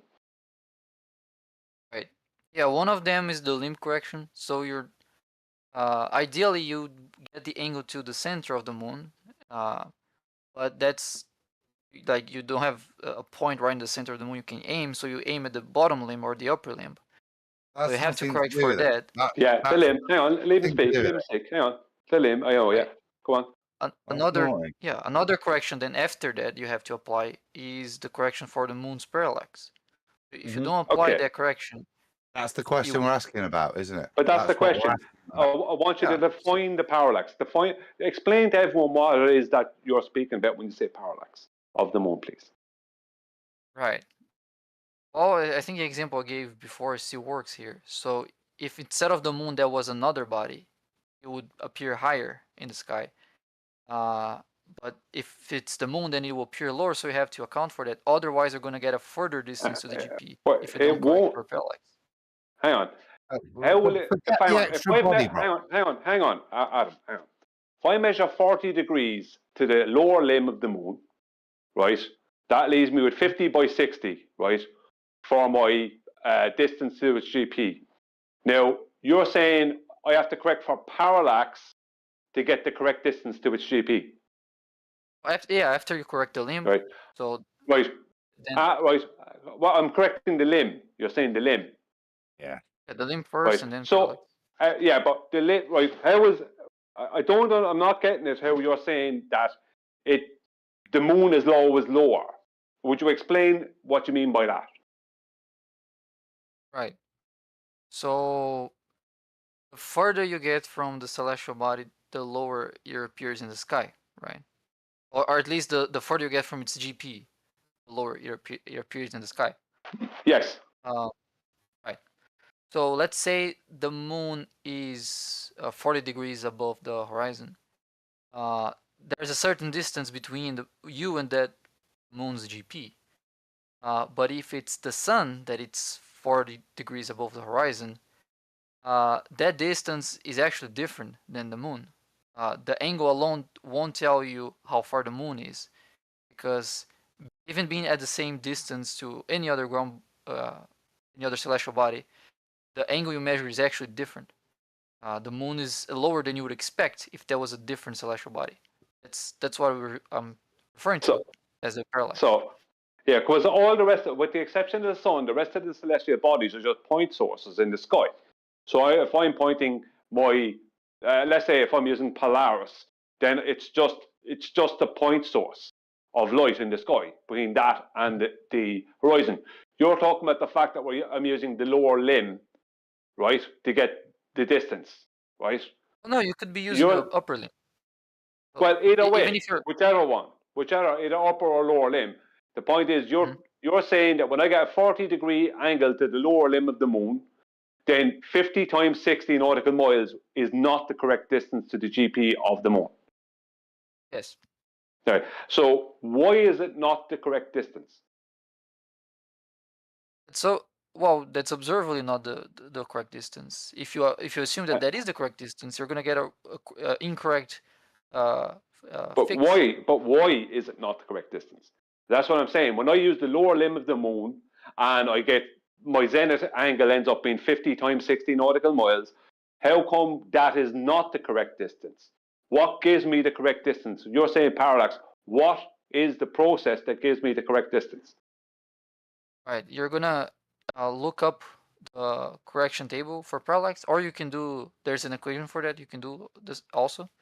You plug in the value, the elevation you found, and that raises it up a little bit. So you're gonna get a higher elevation than the one you actually got with the sextant to account for the moon appearing lower. Then you use that higher elevation to get the distance, and that will be the correct distance. But the moon appearing lower is because of what? This is what I'm trying to get to with you. Because it's closer than the other celestial bodies. But the moon is mostly out in the nighttime. Now we do see it in the daytime, right? But the moon is mostly associated with nighttime, especially if we're talking here a full moon, right? So the full moon will mostly be at night, right? So what's going on there is it's not a distance thing, it's a celestial refraction thing. You're not getting the same amount of celestial refraction with the moon. It's a different effect with the moon. When you're saying it's lower, what you're talking about, hang on 1 second. When you're saying it's lower, what you're talking about is basically rising the lower limb up to, what I'm asking you is, they're talking about rising the lower limb up closer to the center of the moon. Well, that's his distraction. He's done that twice. Okay. Yeah, but I'm trying to get to this thing. 1 second. I'm trying to get to this thing, this lower limb thing, and the correction. That's his distraction. That's his bullshit. He's used it twice as a distraction. I know, but it's not going anywhere. I'm not getting anywhere with it because it's not. Hang on, Adam. I'm going to say it to you. I'm not getting the evidence here. Oh, that's my point. Why I want to ask him a question. How do the altitude correction tables in the almanac for both the sun and the moon demonstrate what the hell you're on about? Whilst we agree there are adjustment tables based on altitude for the sun and moon, in terms of their position, it's not how we do celestial navigation. If we've moved on to talking about the sun and the moon, what has their adjustment tables? Whilst I recognise, that there is an adjustment, you've claimed that there has a link to demonstrate the distances. And I'll ask again: can you show how the adjustment table, a bit like a baller, will use the dip angle to try and present how that dip angle relates to the curvature of the Earth, the jokers.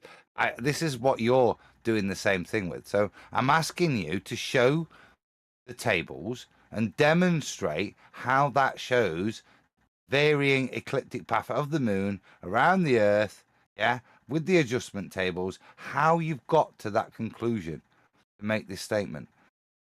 Not talk about adjustments with regards to limbs, which we all know about, because if we're going to measure the edge of a circle, we're not measuring the center, are we? We understand that. Can you please tell us, because I think I asked this over half an hour ago, how these tables mean we have a heliocentric model? Please, Bacon. Oh, that wasn't the claim I was making. I'm just saying Brian was making a point that you can't distinguish between the moon and the earth. Sorry, the moon and the sun. Forget Brian's point. That's what I'm trying to respond to. We're making. What point were you making, dude? Because we're all lost, aren't we? So you need to just, for the sake of brevity, come back, pull it back, and tell us your point. Because I think we've all lost it. If you're lost, you might need some star angles. Which is why I politely requested, for the sake of brevity, for you to reiterate it. So could you just reiterate your point, please, Bacon? Well, at this point, I think I was just in the middle of a back and forth with Brian. I'm not sure if I had a point. When you came in, what was your point? Not what confused conversation you had with Brian. When you came in, you had a point, and you didn't think, I'm going to come in and have a confused conversation with Brian. You came in with a point, didn't you? Surely. Yeah. Right. What was that point? The point is that under the heliocentrism, you'd still be able to distinguish the moon as being much closer than the sun, given the angles we can measure to the moon and the sun. The way they don't behave the same. Angles to the moon and angles to the moon and sun don't give us a distance to the moon and sun. You're conflating a correction with the moon and the sun, corrections that need to be made when we're using their lower or upper limbs, with a distance between the two. We don't know. That's not telling us what distance they are. Do you understand? You're talking about a GP point. That's along the surface of Earth. That's not giving us anything about the celestial body distances. It's not. You know what I mean? That's what we're talking about. The original claim from Eratosthenes is that the sun had to be really big and much further away, which doesn't change. Like that has what you're talking about. It doesn't give an answer to the confusion, to the contradiction with the bad moon shadow. That's the point. It's not answering that. It's been presented as a response. So, Bacon, can you explain why you think that's a response? Because Brian's saying that's not a response, and I agree with him. So, just to give what you've waffled on about for a while, can you explain why you think that's a response?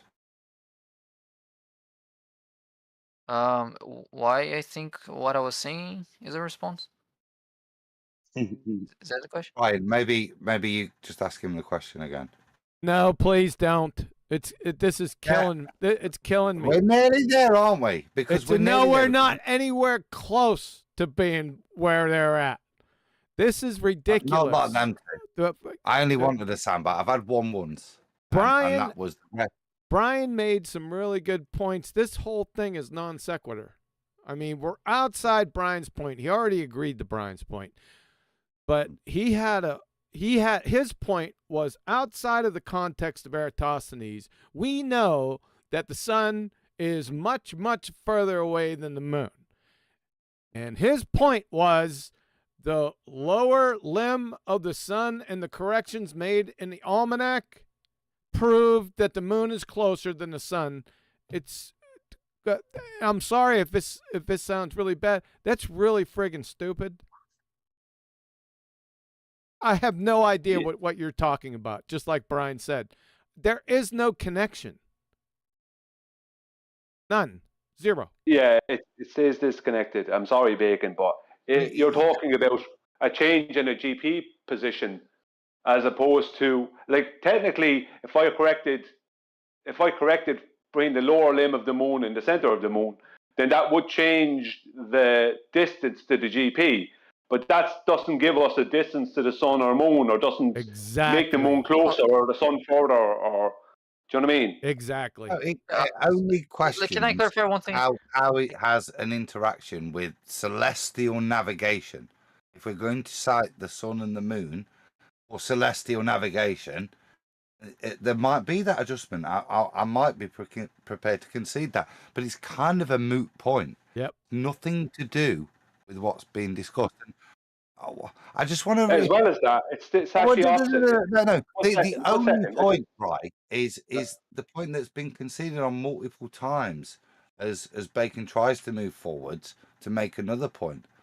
It's the reality that the distinguishment point by Eratosthenes, it's destroyed, and he's reiterated it a number of times to try and make another point that we have to recognise that there are adjustments in the almanacs for based on the observer's altitude. Yeah, we recognise that, but I think that's where we're at now. What the hell does that even mean? We've asked you a number of times, and you've not got anywhere near it, because I don't think it means anything unless you just fundamentally believe in a heliocentric model. It must mean something.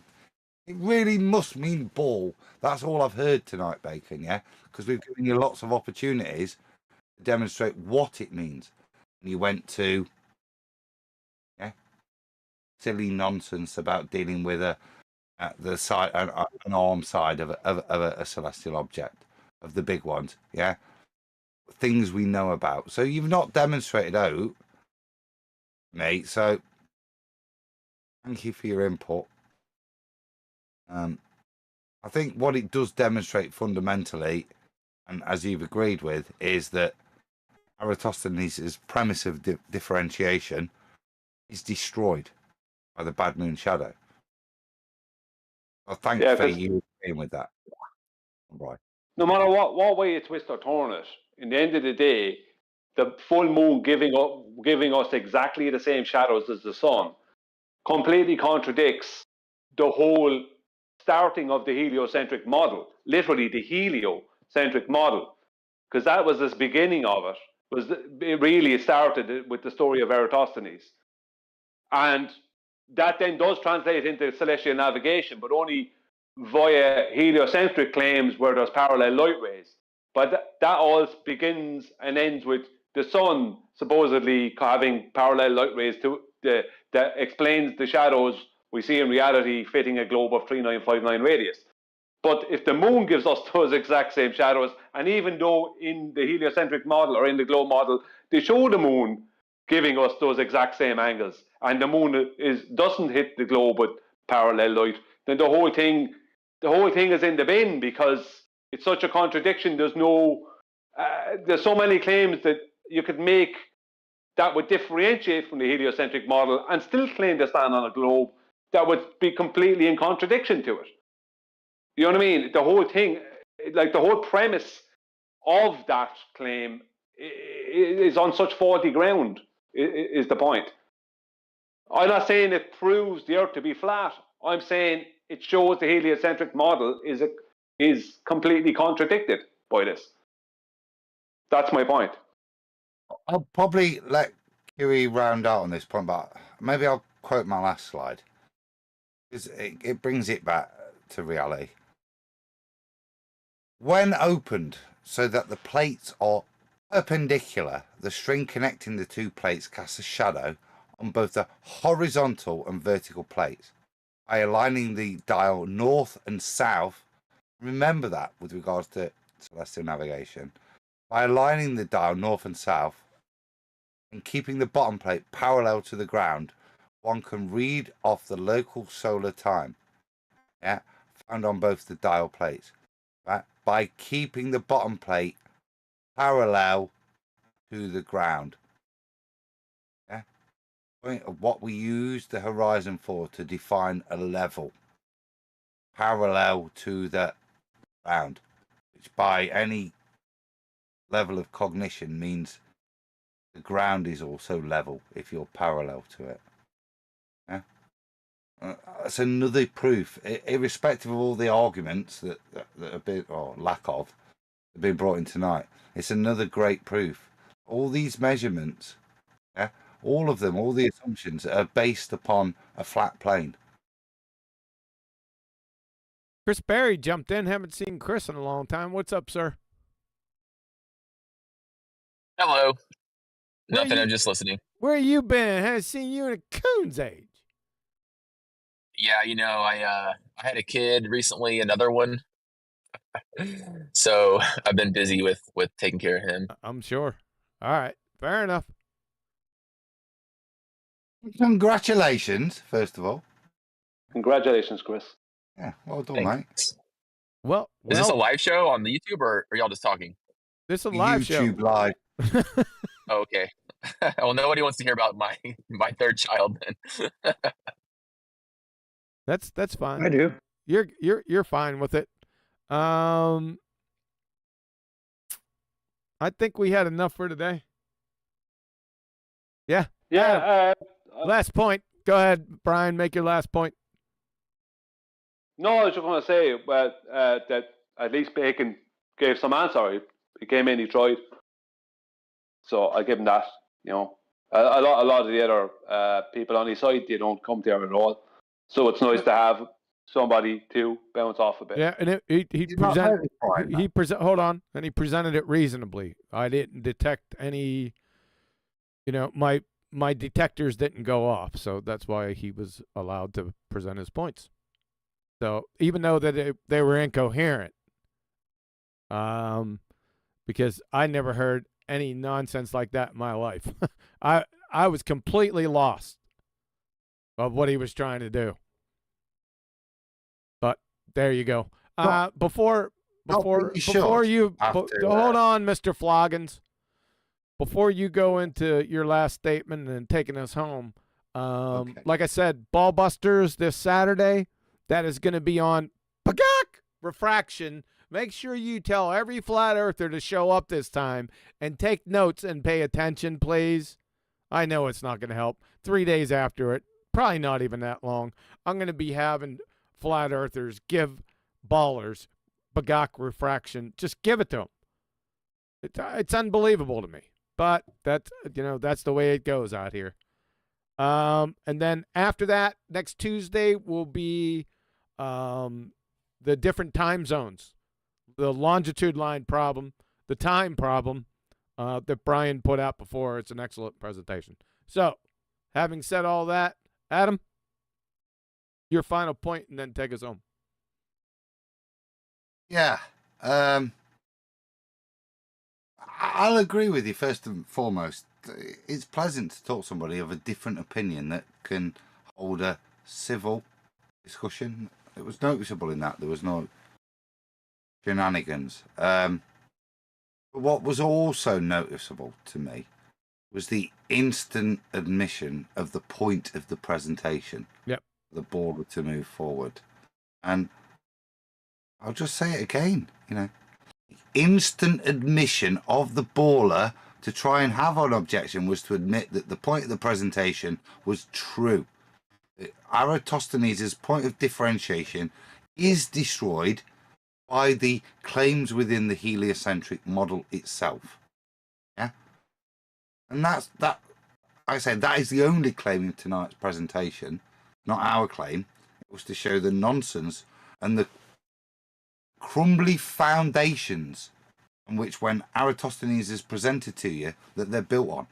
And you can now destroy them based on the heliocentric model.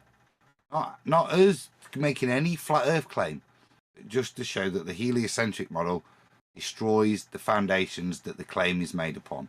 And I'll thank Bacon for reiterating that point a number of times tonight. Huey, thank you, sir, and everyone else, have a good evening.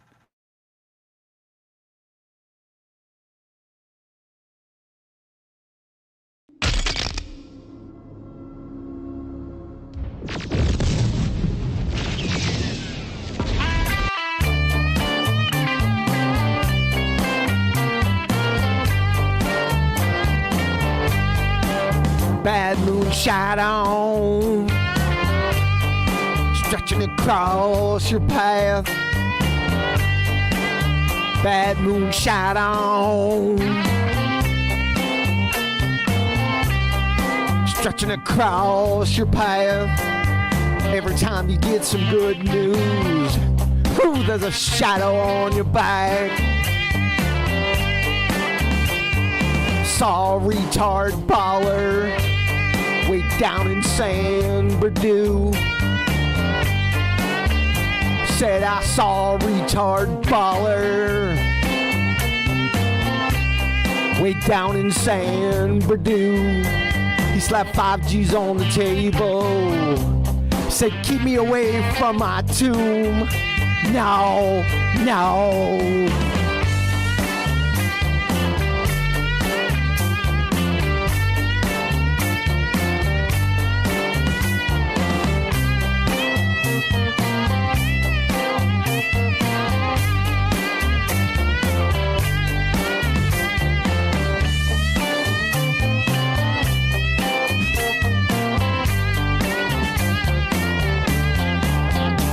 Hard, you got 13 months of bad luck, bound to be some pain.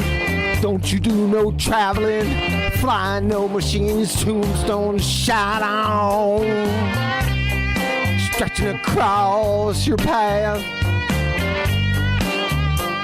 Every time you get some good news, ooh, there's a shadow on your back.